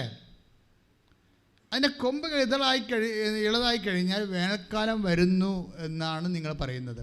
പക്ഷേ എന്താണ് ഈശോ വിട്ട് കളഞ്ഞത്? അതിൻ്റെ അകത്ത് വിട്ട് കളഞ്ഞൊരു കാര്യം, ഇല കൊഴിയാതെ എങ്ങനെയാണ് തളർക്കണത്? പിടിയിട്ടില്ലേ? ഏത് മരമായാലും ഈ ചെറിയ നാമ്പുകൾ വരണമെന്നുണ്ടെങ്കിൽ എന്ത് ചെയ്യണം? ആദ്യം അത് ഇല കൊഴിഞ്ഞു പോകും. ഈശോ പറഞ്ഞ ഇല കൊഴിഞ്ഞു പോകുന്ന സംഭവങ്ങൾ അഡ്രസ്സ് ചെയ്യേണ്ടതെന്നാണ് പറയണത്. കാരണം അഡ്രസ്സ് ചെയ്യുകയാണെങ്കിൽ പുതിയ ഇലകൾ വരുന്നതിൻ്റെ ഭാഗമായിട്ട്, പുതിയ കൃപ വരുന്നതിൻ്റെ ഭാഗമായിട്ട് പഴയ ഭൗതിക സാഹചര്യങ്ങൾ മാറിയെന്ന് വരാം. ഈ ഗോട്ട് ദ പോയിന്റ്. മനസ്സിലായില്ലേ? പുതിയ സാഹചര്യങ്ങൾ വരുന്നു, പുതിയ കൃപ വരാൻ പോകുന്നു. അതിൻ്റെ അടയാളമായിട്ട് ദൈവിക പദ്ധതി. ഇപ്പം നിൻ്റെ പദ്ധതിക്കല്ലേ നീ പറഞ്ഞു, അയ്യോ ആ ഒരു ജോലി കിട്ടിയില്ലപ്പോൾ ഞാൻ എങ്ങനെ ജീവിക്കും? അപ്പം ഇനിയിപ്പോൾ എൻ്റെ മറ്റുള്ളവരെല്ലാം എൻ്റെ മേക്കെട്ട് കയറുമല്ലോ. എനിക്കാണെങ്കിൽ മറ്റുള്ളവരുടെ മുമ്പിൽ ഇങ്ങനെ എൻ്റെ ചിലവിനൊക്കെ വേറെ ആൾക്കാരോട് ആശ്രയിക്കണത് ഐ കാണ്ട് ബെയർ. ഞാൻ വേണേൽ ചത്ത് കളയുമെന്നൊക്കെ പറഞ്ഞ് നീ അടുക്കളയിരുന്ന് അമ്മയുടെയൊക്കെ ഡയലോഗൊക്കെ ഫിറ്റ് ചെയ്യും. ഒരു കഥയുമില്ല. നിങ്ങൾക്ക് ഡയലോഗും എല്ലാം പറയാനുണ്ടെങ്കിൽ ഇവിടെ പറയണം. ഇവിടെയാണ് നിങ്ങൾ ഡയലോഗ് പറയേണ്ടത്. നീ പറയണ ഡയലോഗൊക്കെ കുറച്ച് കഴിയുമ്പോൾ അമ്മയും ചാകും, അപ്പനും ചാകും, എല്ലാം ചാകും. പക്ഷേ എന്താ പ്രശ്നം വെച്ച് കഴിഞ്ഞാൽ ഇതിനെ എല്ലാത്തിനെയും നീ പൂർണ്ണമായിട്ടും ദൈവത്തിൽ തന്നെ, ദൈവത്തെ മാത്രം ആശ്രയിച്ചുകൊണ്ട് നീ നടക്കേണ്ട വഴി. എത്ര സാക്ഷ്യങ്ങളുണ്ടങ്ങനെ നീ നടക്കേണ്ട വഴി നിൻ്റെ മുഖത്ത് നോക്കി ഞാൻ ഉപദേശിക്കുമെന്ന് വന്നില്ലേ? ഇപ്പം കേട്ട സാക്ഷ്യമില്ലേ? എൻ്റെ ഭർത്താവാണ് എന്നോട് പറഞ്ഞത്, എടി ഉടമ്പടിത്തേലെടുത്തിന് ഇറങ്ങിക്കേ, നമുക്ക് പത്രം കൊണ്ടുപോകാമെന്ന് പറഞ്ഞ ആ മനുഷ്യൻ ആണ് ഇവരെ നയിച്ചുകൊണ്ടിരിക്കുന്നത്. പക്ഷേ എന്താണ് റിസൾട്ട് വരുമ്പോൾ? കർത്താവ് എൻ്റെ ലൈഫ് മൊത്തം ഡാർക്കാവുകയാണല്ലോ. ഇവിടെ ഭയങ്കര കോമഡി ആയിട്ട് അതൊക്കെ പറഞ്ഞിരിക്കണത്. കാര്യം ഡാർക്ക് ചെയ്യണമല്ലോ. ഡാർക്ക് ചെയ്യുമ്പോൾ തെറ്റാണോ ശരിയാണെന്ന് അറിയത്തില്ലാതെ ഡാർക്ക് ചെയ്തുകൊണ്ടിരിക്കുകയാണ്. ഇപ്പോൾ ഉത്തരം നമ്മൾ ഡാർക്ക് ചെയ്യണം. അപ്പം നമുക്ക് തന്നെ ഉത്തരം കമ്പ്യൂട്ടറായാലും നമ്മുടെ പേപ്പറിലായാലും നമ്മളത് കറുപ്പിക്കണ്ടേ? കാരണം ഡാർക്ക് ചെയ്യണം. അപ്പോഴും ഇവർക്ക് ഉത്തരം ശരിയാണോ തെറ്റാണോ എന്ന് ഇവർക്കറിയത്തില്ല. ഞാൻ പറഞ്ഞു ഈശോ എന്ന് പറഞ്ഞ് ഡാർക്ക് ചെയ്തുകൊണ്ടിരിക്കുകയാണ്. അപ്പോൾ ഈശോയോട് പറയും, ഈശോ നീയാണ് ആകപ്പാടുള്ള ലൈറ്റ്, എനിക്ക് ഉത്തരവൊന്നും അറിയാൻ പാടില്ല, ഞാൻ നിന്നെ വിളിച്ചാണ് ഇതെല്ലാം ഡാർക്കാകണത്. എൻ്റെ ജീവിതം നീ ഇല്ലെങ്കിൽ ഇത് ഡാർക്കാണ്. അപ്പോൾ ഇതിൻ്റെ ഇടയ്ക്ക് കുറേ ഇമാജിനറി ഡയലോഗൊക്കെ ഈശോയോട് പറയുന്നുണ്ട്. പക്ഷേ അവൾക്ക് ഈശോയോട് സ്നേഹമുണ്ട്. അതാണ് വിഷയം. ഒരു ബുദ്ധിബോധവും ഇല്ലാതെ കിട്ടണമെന്ന് ഡാർക്കാക്കിക്കൊണ്ടിരിക്കുമ്പോഴും ഈശോയുടെ ഡയലോഗിന് പഞ്ഞമൊന്നുമില്ല. ഓരോ മനുഷ്യൻ സർവൈവ് ചെയ്യണ രീതികൾ നോക്കണം. പക്ഷേ കണ്ണും പൂട്ടി കണ്ണു കാണാൻ പാടില്ലാതെ, ഡാർക്കാണോ വൈറ്റാണെന്ന് അറിയാൻ പാടില്ല, ഉത്തരം ശരിയാണോ തെറ്റാണെന്ന് അറിയാൻ പാടില്ലാതെ യേശുക്രിസ്തു മാത്രം ശരിയെന്നും പറഞ്ഞ് ഡാർക്ക് ചെയ്ത് വിടുകയല്ലേ ഈ സംഭവം. പക്ഷേ റിസൾട്ട് വരുമ്പോൾ എങ്ങനെ അടിപൊളി റിസൾട്ടല്ലേ വരുന്നത്? എന്താ കാര്യം? Not by merit but by grace. ജീവിതത്തിൻ്റെ ഒരു രീതി കണ്ട പലതും എന്താ സംഭവിച്ചാൽ ഇപ്പോൾ ഈ not by merit but by grace. ഇപ്പോൾ ഇന്നലെ ഒരു സാക്ഷ്യമുണ്ടായി. സാക്ഷ്യമെല്ലാം കഴിഞ്ഞിട്ട് പുള്ളിക്കാരത്തി ഒരു ഉപദേശം കൊടുക്കുന്നുണ്ട് ആൾക്കാർക്ക്. ഞാൻ ആ ഉപദേശം ഉടനെ പിടിച്ചിട്ട് പറഞ്ഞ് ഇങ്ങനെയുള്ള വല്ലാത്ത ഉപദേശം കൊടുത്ത് ജനങ്ങളെ വശകേടാക്കരുത്. എന്താ കാര്യം ഞാൻ എന്താ വെച്ചാൽ എല്ലാ കാര്യവും കർത്താവ് ചെയ്യുമെന്നാണ് അവൾ പറയണത്. നമ്മൾ പഠിച്ചില്ലെങ്കിലും കുഴപ്പമൊന്നുമില്ല. എന്താ പ്രോബ്ലം വെച്ച് കഴിഞ്ഞാൽ അത് അങ്ങനെ വർക്ക് ചെയ്യത്തില്ല. പുള്ളിക്കാരത്തേക്ക് അങ്ങനെ ഒരു അനുഭവം ഉണ്ടായത് പറഞ്ഞതാണ്. പക്ഷെ നമുക്ക് ജനറലൈസ് ചെയ്യാൻ പറ്റത്തില്ല. ഇതിൻ്റെ രീതി എന്ന് പറയുന്നത് നമ്മൾ പരമാവധി ദൈവത്തിൽ ആശ്രയിച്ച് കർത്താവ് നൽകുന്ന കഠിനാധ്വാനം കൊണ്ട് നീ വർക്ക് ചെയ്യണം. ഇപ്പോൾ ഈ കുട്ടി ഇങ്ങനെ ഡാർക്ക് അടിച്ച് പോയെന്നൊക്കെ പറഞ്ഞിട്ടും അവൾക്ക് വൈറ്റായി കർത്താവളെ അനുഗ്രഹിക്കാൻ കാരണം എന്താണെന്നറിയാമോ? അവളും ഭർത്താവും കൂടി 3 മണിക്ക് എഴുന്നേറ്റ് പ്രത്യക്ഷീകരണ പ്രാർത്ഥന ചെല്ലും. ഇപ്പോൾ പറയണേ, ഇപ്പം ഞങ്ങൾ 5:30 ചെല്ലണം, കാര്യം പരീക്ഷ കഴിഞ്ഞല്ലോ അന്ന്. പരീക്ഷ കഴിഞ്ഞപ്പോൾ 5:30 ചെല്ലണത്. പക്ഷേ അതൊക്കെ മുമ്പ് ഞങ്ങൾ 3:30 രണ്ടുപേരും കൂടി പ്രത്യക്ഷ പ്രാർത്ഥന ചെല്ലുമ്പോൾ ഭർത്താവിൻ്റെ അമ്മയും കൂടി വന്ന് ഞങ്ങളുടെ കൂടെ നിന്നിട്ട് പ്രത്യക്ഷ പ്രാർത്ഥന ചെല്ലും. എന്നിട്ടിരുന്ന് പഠിക്കും. അപ്പോൾ ഞങ്ങളുടെ കുഞ്ഞ് 4:30 എഴുന്നേറ്റ് വരും. 5 വയസ്സിലെ കൊച്ചുണ്ട്. അപ്പം കുഞ്ഞ് എപ്പോൾ നോക്കിയാലും അപ്പനും അമ്മയും ഇങ്ങനെ എഴുന്നേറ്റ് വരുമ്പോൾ ഇങ്ങനെ നിൽക്കണം കാണാം. അവർ കൈ പിടിച്ചുകൊണ്ട് നിൽക്കണമല്ലേ. 5 വയസ്സുകാരത്ത് എപ്പോൾ എഴുന്നേറ്റാലും എല്ലാ ദിവസവും വെളുപ്പിനെ എഴുന്നേറ്റ് വരുമ്പോൾ അപ്പനും അമ്മയും ഇങ്ങനെ നിന്ന് പ്രാർത്ഥിക്കും. അപ്പോൾ കുഞ്ഞും ഇപ്പം അങ്ങനെ നിൽക്കാൻ തുടങ്ങിയെന്ന് പ്രാർത്ഥിക്കാൻ വേണ്ടി. അപ്പോൾ മാതാപിതാക്കന്മാർക്ക് കുഞ്ഞുങ്ങൾക്ക് ഒരു ഇതാണ്. അപ്പോൾ ഇങ്ങനെ ഇൻവെസ്റ്റ്മെൻ്റ് ഉണ്ട്. ശരിക്കും അധ്വാനിക്കുകയും ചെയ്യും, അതേസമയം ചിലപ്പോൾ കയ്യിൽ നിന്നും പോകും. എൻ്റെ മക്കളെ, നിങ്ങൾ അധ്വാനിച്ചതിന് ശേഷം കയ്യിൽ നിന്ന് പോകുകയാണെങ്കിൽ കർത്താവ് പിടിച്ചോളൂ. നോട്ട് ബൈ മെറിറ്റ് എന്ന് പറയുമ്പോൾ വെറുതെ കൈയും കെട്ടിയിരുന്നുകൊണ്ട് നിങ്ങൾ അങ്ങനെ ചിലക്ക് ധാരണയുണ്ട്. അങ്ങനെയല്ല, ആ ധാരണ അങ്ങനെയല്ല. വിപിൻ്റെ സാക്ഷ്യം തന്നെ, വിപിൻ രാത്രി മുഴുവൻ പഠിച്ചുമാണ് വെളുപ്പിനെ പ്രേക്ഷിത പ്രവർത്തനം ചെയ്തത്, പകല് പ്രേക്ഷിത പ്രവർത്തനം ചെയ്തത്. അപ്പം ആദ്യം നമ്മൾക്ക് ദൈവം ഏൽപ്പിച്ചിരിക്കുന്ന കാര്യങ്ങൾ നമ്മുടെ ഉത്തരവാദിത്വം, പഠിപ്പെങ്കിൽ പഠിപ്പ്, പരിശീലനമെങ്കിൽ പരിശീലനം, നമ്മൾ ചെയ്യാനുള്ളത് വൃത്തിമേനയായിട്ട് ചെയ്യണം. അപ്പം അങ്ങനെ ചെയ്തിട്ട് നമ്മൾക്ക് ചിലപ്പോൾ കരകയറാൻ പറ്റാത്ത അവസ്ഥ ഉണ്ടാകും. ചിലർക്കുണ്ടല്ലോ, അച്ഛാ ഈ ജന്മം ഞാൻ ജോലി എടുത്താൽ പോലും എൻ്റെ വീട്ടിലെ കടം വീട്ടാൻ പറ്റത്തില്ല, അത് ഉറപ്പാണ്. അതുകൊണ്ട് എന്താണ്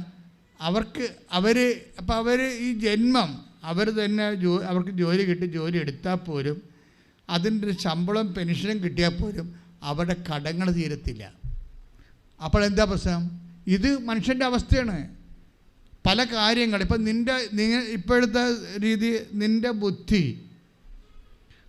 ബുദ്ധി നിൻ്റെ ഓർമ്മശക്തിക്കും ഉപയോഗിച്ചുകൊണ്ട് നിനക്ക് ഈ ടെസ്റ്റുകൾ എഴുതാൻ പറ്റത്തില്ല. എന്ന് വെച്ചാൽ അത് എഴുതണ്ട എന്നല്ല എൻ്റെ അർത്ഥം. നീ ചെയ്യാൻ പറ്റുന്ന അത്രയും നീ ആത്മാർത്ഥമായിട്ട് ചെയ്യണം. ചെയ്ത് കഴിഞ്ഞിട്ട് പിന്നെയാണ് not by merit but by grace. നമുക്ക് ചെയ്യാൻ പറ്റാത്ത കാര്യങ്ങളുണ്ട്, നമുക്ക് താങ്ങാൻ പറ്റാത്ത കാര്യങ്ങളുണ്ട്. അത് ബാക്കിയുള്ള നമുക്ക് ചെയ്യാവുന്ന അത്രയും ഭംഗിയായിട്ട് ചെയ്ത് ദൈവത്തിനെ വിളിച്ച് ദൈവത്തിനെ വിളിച്ചിട്ട് കാര്യമില്ല. കാര്യം ഈ സത്യസന്ധത എന്ന് പറഞ്ഞാൽ കർത്താവിൻ്റെ വചനം അനുസരിച്ച് ജീവിതം ക്രമീകരിച്ച് കഴിയുമ്പോഴാണ് നമുക്ക് ഈ വാഗ്ദാനങ്ങൾക്കെല്ലാം നമ്മൾ യോഗ്യരാകണത്. അങ്ങനെ ഒരു പ്രശ്നമുണ്ട്. അതായത് വാഗ്ദാനങ്ങൾക്കെല്ലാം പിന്നെ അപ്പം നിങ്ങൾ ചോദിക്കും, വാഗ്ദാനങ്ങൾക്കെല്ലാം യോഗ്യമാകാൻ വേണ്ടി നമ്മൾ ചെയ്യാനുള്ള എല്ലാം വൃത്തിമേനായിട്ട് ചെയ്തതിന് ശേഷം പിന്നെ ദൈവത്തിനെ വിളിച്ചാൽ മതിയോ, ദൈവികമായ കാര്യങ്ങൾ ചെയ്താൽ മതിയോ? അങ്ങനെ പിന്നെ മരിയൻ എന്ന് പറഞ്ഞാൽ എന്തിനാണ്? പിന്നെ മറിയത്തിൻ്റെ ആവശ്യമില്ലല്ലോ, അമ്മയുടെ ആവശ്യമില്ലല്ലോ. നമ്മൾ ചെയ്യാനുള്ള എല്ലാം കഷ്ടപ്പെട്ട് ചെയ്തതിന് ശേഷം പിന്നെ ബാക്കിയുള്ളതിന് നമ്മൾ ദൈവത്തിൻ്റെ വചനം അനുസരിച്ച് ജീവിച്ചാൽ പോരെ. അമ്മയുടെ മാധ്യസ്ഥം എന്തിനാണെന്ന് ചോദിച്ചാൽ ഒറ്റ ഉത്തരവുണ്ട്. എന്താ കാര്യം എന്നറിയാമോ? We are doing Marian covenant here no. എന്തുകൊണ്ടാണ് അമ്മയെ റിലേ ചെയ്യാൻ കാര്യം? എന്തുകൊണ്ടാണ്? പിന്നെ റിലേ ചെയ്യാൻ വേണ്ടി വെച്ചിരിക്കുന്ന എന്ന് ചെയ്തേക്കാവുന്നല്ല. അപ്പോൾ പുണ്യാളന്മാരല്ലെങ്കിൽ അമ്മയെ റിലേ ചെയ്യാം എന്ന് അല്ല വിഷയം. കാര്യം വെച്ച് കഴിഞ്ഞാൽ സെമ്പോളിനൊക്കെ പറ്റിയ അബദ്ധം നമുക്ക് പറ്റരുത്. മിസ്റ്റർ പൗലോസ് അപ്പോസ്തലനൊക്കെ പറ്റിയേക്കാം, സഭ എത്രയോ മുമ്പോട്ട് പോകുന്നു. പൗലോസ് അപ്പോസ്തലനൊക്കെ പറ്റിയ അബദ്ധം നമുക്ക് പറ്റേണ്ട കാര്യമില്ലല്ലോ. അപ്പോൾ നിങ്ങൾ ചോദിക്കും, പൗലോസ് അപ്പോസ്തലന് അബദ്ധം പറ്റിയത് അച്ഛൻ പറയണ? അങ്ങനെയൊക്കെ പറ്റിയ അബദ്ധം എന്താണെന്നറിയാമോ? പറഞ്ഞുതരാം. കഴിഞ്ഞ ദിവസങ്ങളിലൊരു സംഭവം ഉണ്ടായി. ഞാൻ ഈ നമ്മുടെ സെക്യൂനെ ടി വിയിലില്ലേ, അപ്പോൾ അവരെന്നെ ഒരു ഇൻ്റർവ്യൂവിന് വിളിച്ചായിരുന്നു. അപ്പം ഞാൻ തലേ ദിവസം ഈ ഭയങ്കര ട്രാഫിക് ആയ കാരണം ഞാൻ തലേ ദിവസം രാത്രി പോയി അവിടെ താമസിക്കുകയാണ്. അവിടെ താമസിച്ച് വെളുപ്പിനെ ഒരു 4:30 എഴുന്നേറ്റ് കാണാം. 4:30 എഴുന്നേറ്റപ്പോൾ ഫസ്റ്റ് പ്രെയറിൽ കർത്താവ് എനിക്ക് തന്നൊരു മെസ്സേജ്, പൗലോസ് അപ്പോസ്തലന് ഏഷ്യയിൽ കാലുകുത്താൻ ഒത്തില്ലെന്നാണ്. ഏഷ്യ എന്ന് പറയുന്ന ഇന്ത്യയും അതുപോലെ അഫ്ഗാനിസ്ഥാനും ചൈനയും ജപ്പാനും ഉള്ള ഇത്രയും സ്ഥലങ്ങൾ പൗലോസ് അപ്പോസ്തലന് ഭയങ്കര പീഡനങ്ങളുണ്ടായ സ്ഥലങ്ങളാണ്. അവിടെ കാല് കുത്താൻ അടഞ്ഞുപോയി.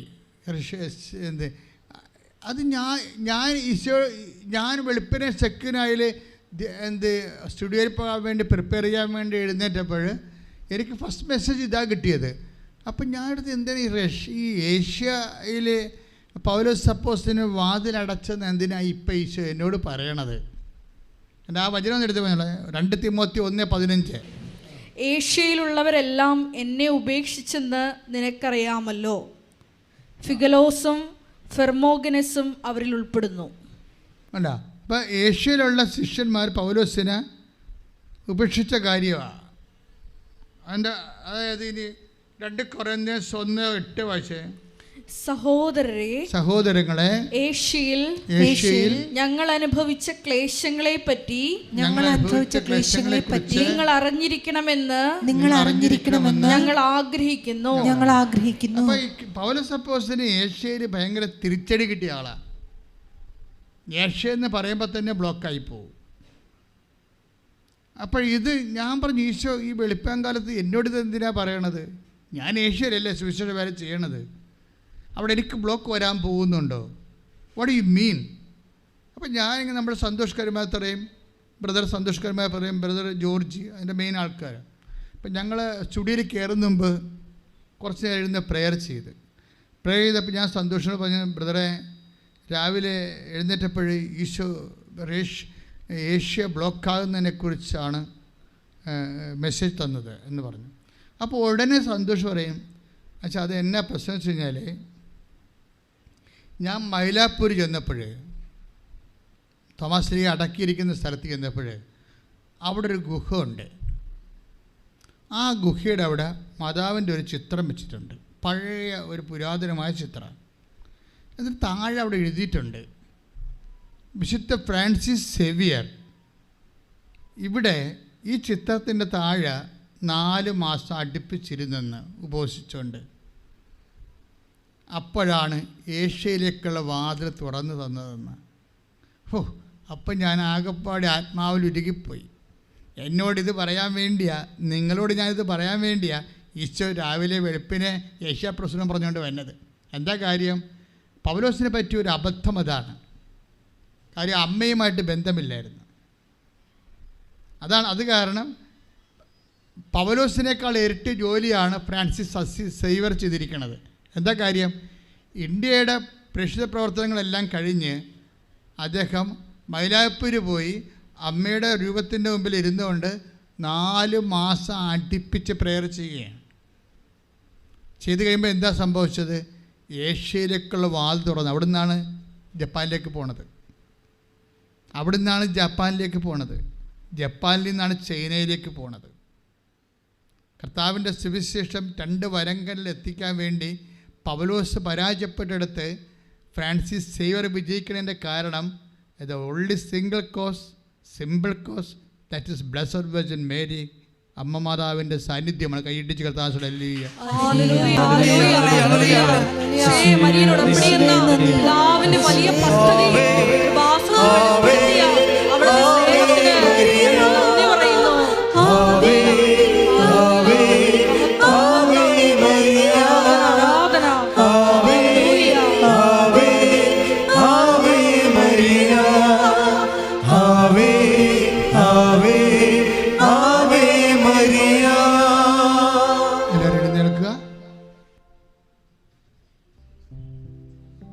ശാന്തമായി ഈശോയെ നോക്കുക.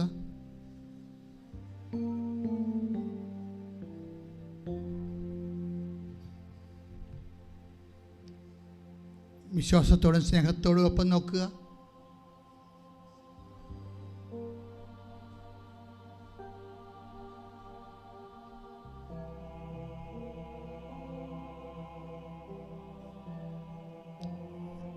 പരിശുദ്ധാത്മാവ് അമ്മയെക്കുറിച്ച് പറഞ്ഞു, എല്ലാം ഞാനീ നിങ്ങളോട് വെളിപ്പെടുത്തിയ എല്ലാ രഹസ്യങ്ങളും പരിശുദ്ധാത്മാവ് മനസ്സിൽ സൂക്ഷിച്ചുകൊണ്ട് എലിസബത്തിലൂടെ അമ്മയെക്കുറിച്ചൊരു വാക്യം പറഞ്ഞുള്ളൂ. മേരി കർത്താവ് നിന്നോട് അരുളി ചെയ്ത കാര്യങ്ങൾ, നിയമത്തിൽ എന്തെഴുതിയിരിക്കുന്നുവോ അത് അപ്പൻ എങ്ങനെ മനസ്സിലാക്കണമെന്ന് അപ്പൻ ആഗ്രഹിക്കുന്നുവോ അതുപോലെ മനസ്സിലാക്കിയ ആളാണ് നീ. കർത്താവ് നിന്നോട് അരുളി ചെയ്ത കാര്യങ്ങൾ നിറവേറുമെന്ന് വിശ്വസിച്ച നീ ബ്ലാസ്റ്റഡ്. വീണ്ടും പരിശുദ്ധാത്മ നിറഞ്ഞുകൊണ്ട് അതിന് പ്രത്യുത്തരമായി അമ്മ പറഞ്ഞു, തലമുറകൾ എന്നെ ഭാഗ്യവതി എന്ന് കീർത്തിക്ക് കൈയിടിച്ച് ഈ കൈ രോഗമുള്ള ഇടത്ത് വെച്ച് പ്രാർത്ഥിക്കാൻ പറയണത് കർത്താവ് നമുക്ക് തന്ന ഒരു നോട്ടാണ്. പക്ഷേ ഒത്തിരി പേര് ഇപ്പോൾ സാക്ഷ്യം പറയുന്നുണ്ട്.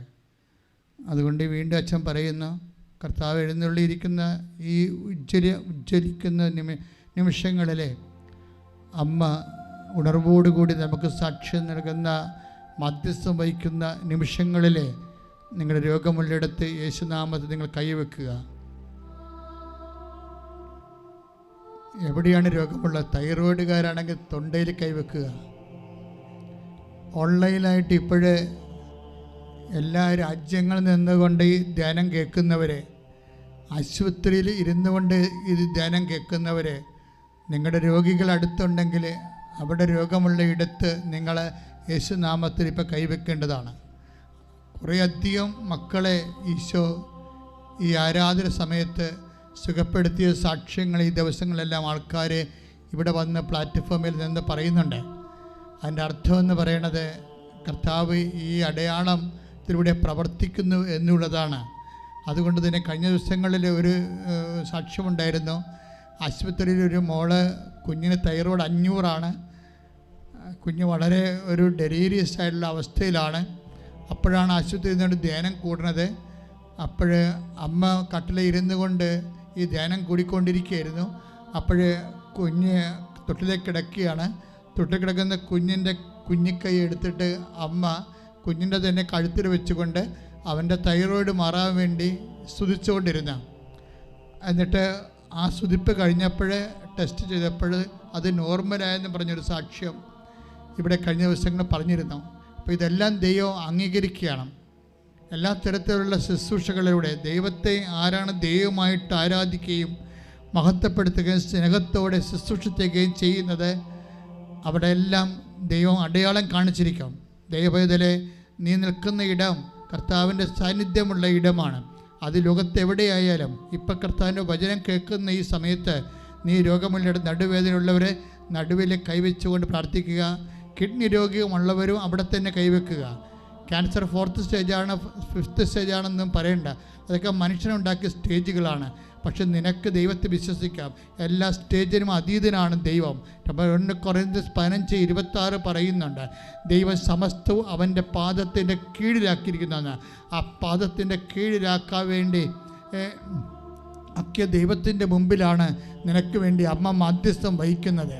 നടുവേദനയുള്ളവരും സ്പൈനിൻ്റെ അസുഖമുള്ളവരും കശേരികൾ ഡിസ്ലൊക്കേറ്റ് ആയവരും കിഡ്നി രോഗികളും പ്ലീഹായുടെ അസുഖമുള്ളവരും സ്പോണ്ടിലോസിസിൻ്റെ അസുഖമുള്ളവരൊക്കെ യഥാസ്ഥാനങ്ങളിൽ കൈവെക്കട്ടെ. കരൾ രോഗികൾ നെഞ്ചിൻ്റെ താഴെ കൈവെക്കട്ടെ. ഹൃദയരോഗികൾ ഇടതുവശത്ത് കൈവെക്കട്ടെ. അങ്ങനെ വ്യത്യസ്തമായ മേഖലകളിലുള്ളവരെല്ലാം സർവാംഗം രോഗികളെ, കൂടുതൽ രോഗമുള്ളവരെ കൈ രണ്ടും പിണച്ചുകൊണ്ട് കൈ നെഞ്ചത്ത് വെക്കട്ടെ. സർവ്വരോഗങ്ങളെയും കർത്താവിന് തിരുസിനെ ഏൽപ്പിക്കുക. ഈശോ അടയാളപ്പെടുത്തി പറഞ്ഞു, നിങ്ങൾ വീടുകളിൽ പോകുമ്പോൾ അവിടെയുള്ള രോഗികളെ സുഖപ്പെടുത്താൻ പറഞ്ഞു. അതുപോലെ ആദിമസഭയുടെ പാരമ്പര്യമാണ്. നിങ്ങൾക്ക് രോഗമുണ്ടാകുമ്പോൾ സഭാപുരോഹിതനെ വിളിച്ചുകൊണ്ട് വരിക, തൈലം പൂശി അവനവനെ സുഖപ്പെടുത്തട്ടെ എന്ന് കർത്താവിൻ്റെ വാഗ്ദാനമാണ്. രോഗത്തിൻ്റെ സൗഖ്യം വൈദ്യനെ തന്നതും ഡോക്ടറിൻ്റെ സംവിധാനം ഉണ്ടാക്കിയതും മനുഷ്യന് ശാസ്ത്രം പറഞ്ഞു കൊടുത്തതുമെല്ലാം ദൈവത്തിൻ്റെ ആത്മാവിൻ്റെ സത്യത്തിൻ്റെ വെളിപാടുകളാണ്. അതെല്ലാം ദൈവികമായതുകൊണ്ടാണ് നമ്മളതെല്ലാം സ്വീകരിക്കുന്നതിൻ്റെ കാരണം. അപ്പോൾ വൈദ്യൻ വഴിയായാലും വിശ്വാസം വഴിയായാലും സുഖപ്പെടുത്തുന്ന കർത്താവാണെന്ന് നമുക്ക് നല്ല ബോധ്യമുണ്ട്. അതുകൊണ്ട് തന്നെ അതിശക്തമായി സ്തുതിക്കട്ടെ, അതിശക്തമായി സ്തുതിക്കട്ടെ. കർത്താവേ, നിൻ്റെ ഉന്നതമായ നാമത്തിന് സ്തോത്രം ചെയ്യുന്നു. കർത്താവേ, നിൻ്റെ ഉന്നതമായ നാമത്തിന് സ്തോത്രം ചെയ്യുന്നു. ഈശോയെ, ഹൃദയ രോഗികൾ, ശിരസിൻ്റെ രോഗികൾ, ന്യൂറോ അസുഖമുള്ളവരെ, ഡിപ്രഷൻ ആയിട്ടുള്ള മക്കള്, കർത്താവേ, പഠനത്തിന് ജീവിതത്തിന് കർത്താവേ മുടങ്ങിപ്പോയവരെ, കർത്താവേ, ആകപ്പാടെ എല്ലാം മനസ്സ് ഇടിഞ്ഞുപോയവരെ, സമർപ്പിച്ച് പ്രാർത്ഥിക്കുന്നു. വിസർപ്പ രോഗികൾ, സോറിയാസിസ് രോഗികൾ, ത്വക്ക് രോഗികൾ, ക്യാൻസർ രോഗികൾ കർത്താവെ സമർപ്പിച്ച് പ്രാർത്ഥിക്കുന്നു. PCOD രോഗികൾ, പിസ്റ്റുല രോഗികൾ, RSS രോഗികൾ, രക്തം പോക്കിൻ്റെ അസുഖമുള്ളവർ, മൂത്രത്തിൽ രക്തം പോക്കുന്ന അസുഖമുള്ളവർ, മൂത്രത്തിൽ കല്ലുള്ളവർ സമർപ്പിച്ച് പ്രാർത്ഥിക്കുന്നു. കർത്താവെ ശ്വാസകോശ രോഗികൾ, TB രോഗികൾ യേശുവേ ഈ നിമിഷം ഉള്ളംകാലം മുതൽ ഉച്ചവരെ കർത്താവിൻ്റെ രക്തം നിറയട്ടെ. പിതാവിൻ്റെയും പുത്രൻ്റെയും പരിശുദ്ധാത്മാവിൻ്റെയും നാമത്തിൽ പ്രാർത്ഥിക്കുന്ന കർത്താവിൻ്റെ രക്തം നിറയട്ടെ.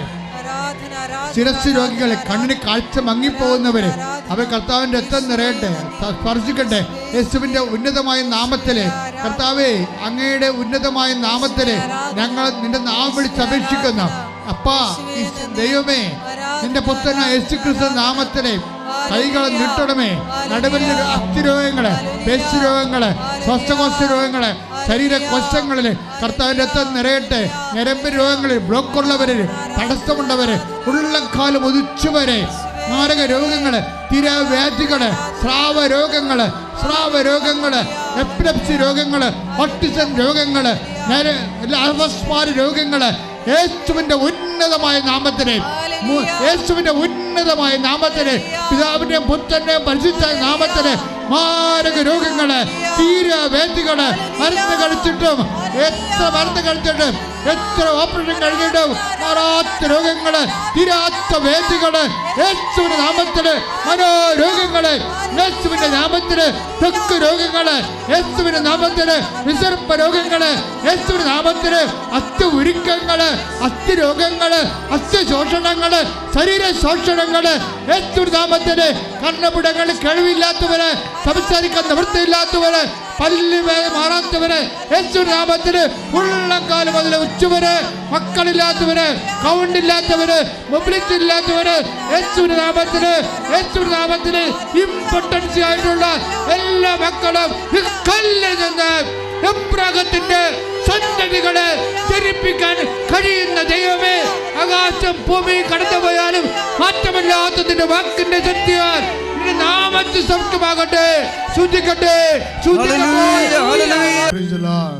എൻ്റെ പ്രിയപ്പെട്ടവരെ, നമ്മള്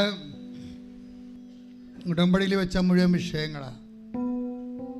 കർത്തൃസന്നിധിയെ പുനഃസമർപ്പണം ചെയ്യുകയാണ്. ജോലിയില്ലാത്തവരെ, വീടില്ലാത്തവരെ, വീട് വെക്കാൻ സ്ഥലമില്ലാത്തവരെ, ഒത്തിരി പേര് വിദേശത്തേക്ക് പൈസ അടച്ചിട്ട് പോലും അവർക്ക് വിസ കിട്ടാത്തവരുണ്ട്. ലക്ഷങ്ങൾ ഇൻടേക്കിന് കൊടുത്തിട്ട് ഈ ഇൻടേക്കിന് പോകാൻ പറ്റാത്തവരുണ്ട്. വ്യത്യസ്തങ്ങളായ നൈപുണ്യ പരീക്ഷകൾ, യോഗ്യത പരീക്ഷകൾ, മത്സര പരീക്ഷകൾ എഴുതിക്കൊണ്ടിരിക്കുന്നവരുണ്ട്. എഴുതി കഴിഞ്ഞിട്ട് റിസൾട്ട് പ്രതീക്ഷിക്കുന്നവരുണ്ട്. റീവാലുവേഷന് കൊടുത്തിട്ട് പ്രതീക്ഷിക്കുന്നവരുണ്ട്. എല്ലാവരെയും സമർപ്പിച്ചുകൊണ്ട് പ്രാർത്ഥിക്കാൻ പോകുന്ന സമയമാണ്. വിവാഹ തടസ്സമുള്ളവരെ, വിവാഹ കേസിലും കോടതിയിലുമായിരിക്കുന്നൊരു വിവാഹത്തിൻ്റെ വിഷയങ്ങൾ, സ്ഥാവര ജംഗമ വസ്തുക്കൾ എല്ലാം കേസായിരിക്കുന്നവരെ, വസ്തു ജപ്തിയിലേക്ക് പോകുന്നവരെ, ജോലി നഷ്ടപ്പെട്ട് തിരിച്ചു വന്നവരെ, ജോലി നഷ്ടപ്പെട്ട് വിദേശത്ത് നിൽക്കുന്നവരെ, വിദേശത്ത് ജയിലിൽ കിടക്കുന്നവരെ, നാട്ടിൽ ജയിലിൽ കിടക്കുന്നവരെ എല്ലാവരും ഓർത്ത് പ്രാർത്ഥിക്കേണ്ട സമയമാണ്. കർത്താവിൻ്റെ സത്യാവിലേക്കെല്ലാം ഈ നിമിഷം മുഴുവൻ അമ്മ നിങ്ങൾക്ക് വേണ്ടി മധ്യസ്ഥം വഹിക്കുന്ന സ്വർഗീയ നിമിഷമാണെന്ന് ഓർക്കണം. ഓൺലൈനിലുള്ളൊരു പ്രത്യേകം ശ്രദ്ധിച്ചുകൊണ്ട് അതിശക്തമായി സ്തുതിക്കട്ടെ. സാധ്യമില്ലാത്തവനെ ഈശോ എല്ലാം സാധ്യമായവനെ ഈശോയെ കർത്താവെ, ഈശോ ജോലി ഇല്ലാത്തവരെ, വീടില്ലാത്തവരെ, വിവാഹം ഒത്തുവരാത്തവരെ ഈശോ അവരെല്ലാം സമയത്ത് പ്രാർത്ഥിക്കുന്ന, സാമ്പത്തിക ബാധ്യതകളുള്ളവരെ കർത്താവെ, സാമ്പത്തികം അത്യാവശ്യമായിട്ടുള്ളവരെ, ജോലിക്ക് പോകേണ്ട കർത്താവ് വേണ്ടി കൊടുക്കേണ്ടി വരുന്നവർ കർത്താവെ സമർപ്പിച്ച് പ്രാർത്ഥിക്കുന്ന കർത്താവെ, എല്ലാവരും സമർപ്പിച്ച് പ്രാർത്ഥിക്കുന്ന കർത്താവെ, ദൈവത്തിൻ്റെ കരുണ മക്കളിലേക്ക് ആവശ്യിക്കട്ടെ എന്ന് പ്രാർത്ഥിക്കുന്നു. കർത്താവിൻ്റെ കരുണ മക്കളിലേക്ക് ആവശ്യിക്കട്ടെ. കർത്താവിൻ്റെ കരുണ മക്കളിലേക്ക് ആവശ്യിക്കട്ടെ. അടിമഴ പോലെ, വൈദ്യ അക്കാരം പോലെ ദൈവത്തിൻ്റെ ശക്തി നിങ്ങളുടെ ജീവിത അവസ്ഥകളുടെ തടസ്സങ്ങള്, ദോഷങ്ങള്, പഠന തടസ്സങ്ങള്, ജോലി തടസ്സങ്ങള്, എല്ലാ സർവീസ് പ്രോബ്ലംസ് എല്ലാം യേശുവിന്റെ നാമത്തില് ഉടമ്പടി വെച്ചിരിക്കുന്ന മുഴുവൻ കാരണങ്ങള്, ഉടമ്പടി പുതുക്കാൻ വെച്ചിരിക്കുന്ന വിഷയങ്ങളെ ദൈവികമായ ആവശ്യപ്പെടാവട്ടെ. യേശുവിന്റെ നാമത്തിലെ തടസ്സങ്ങൾ, ദുരിതങ്ങള് മാറട്ടെ. ശ്രുതിക്കട്ടെ.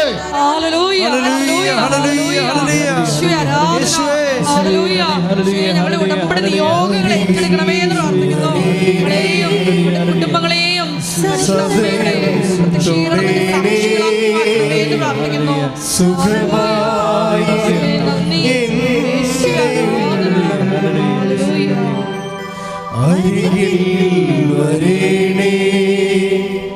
സദയം തൊടേണേ സുഖമായിടും എൻ്റെ ഉള്ളം. എല്ലാവരെയും മുട്ടേദിക്കുക. മക്കളെ, മൗനമായി പ്രാർത്ഥിക്കേണ്ട സമയമാണ്, ആശീർവാദത്തിൻ്റെ സമയമാണ്. നിങ്ങളെ വലിയ ഭാഗ്യം പിടിച്ച ആൾക്കാരാണ്. ഉടമ്പടി ആരാധനയ്ക്ക് കർത്താവിൻ്റെ ഭവനത്തിലായിരിക്കാൻ കഴിഞ്ഞതിൽ ദൈവത്തോട് നന്ദി പറഞ്ഞുകൊണ്ട് നേരിട്ട് പ്രാർത്ഥിക്കുക. ഏതെങ്കിലും വിഷയം അച്ഛൻ വിട്ടു പോയിട്ടുണ്ടെങ്കിൽ ഈശോയോട് പരിശുദ്ധ അമ്മയുടെ മാധ്യസ്ഥതയിൽ ഇപ്പോൾ സമർപ്പിക്കുക.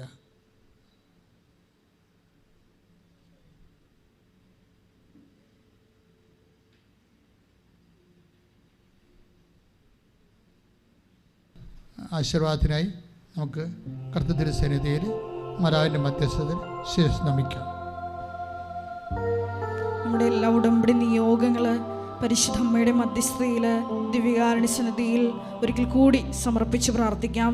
എന്നെയും എൻ്റെ കുടുംബത്തെയും ഞാൻ ആയിരിക്കുന്ന സ്ഥാപനത്തെയും ഇടങ്ങളെയും എല്ലാം പരിശുദ്ധ അമ്മയുടെ പ്രത്യക്ഷീകരണത്തിൻ്റെ സ്ഥിരം സാക്ഷികളായി ഉയർത്തണമേ എന്ന് പ്രാർത്ഥിച്ചുകൊണ്ട് ശിരസ്സ് നമിച്ച് നമുക്ക് ദിവ്യകാരുണ്യനാഥൻ്റെ ആശീർവാദം സ്വീകരിക്കാം. ഈശോയെ നിങ്ങളുടെ ഭവനങ്ങളിലേക്ക് സ്വീകരിക്കാം. ഹല്ലേലൂയ.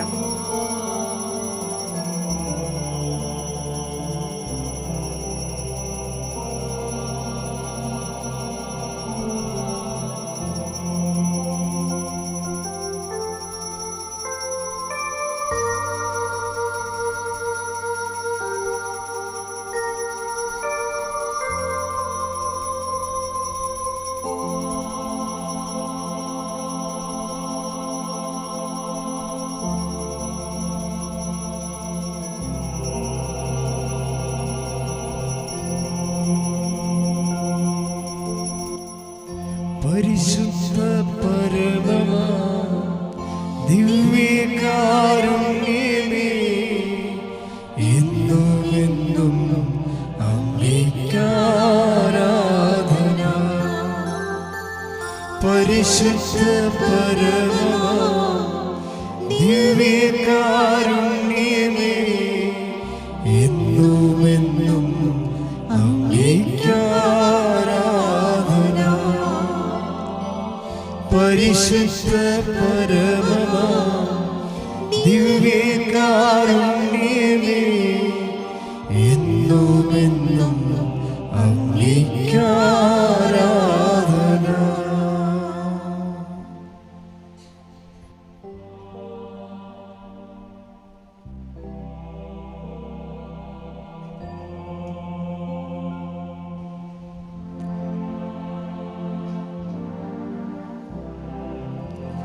ആവേ ആവേ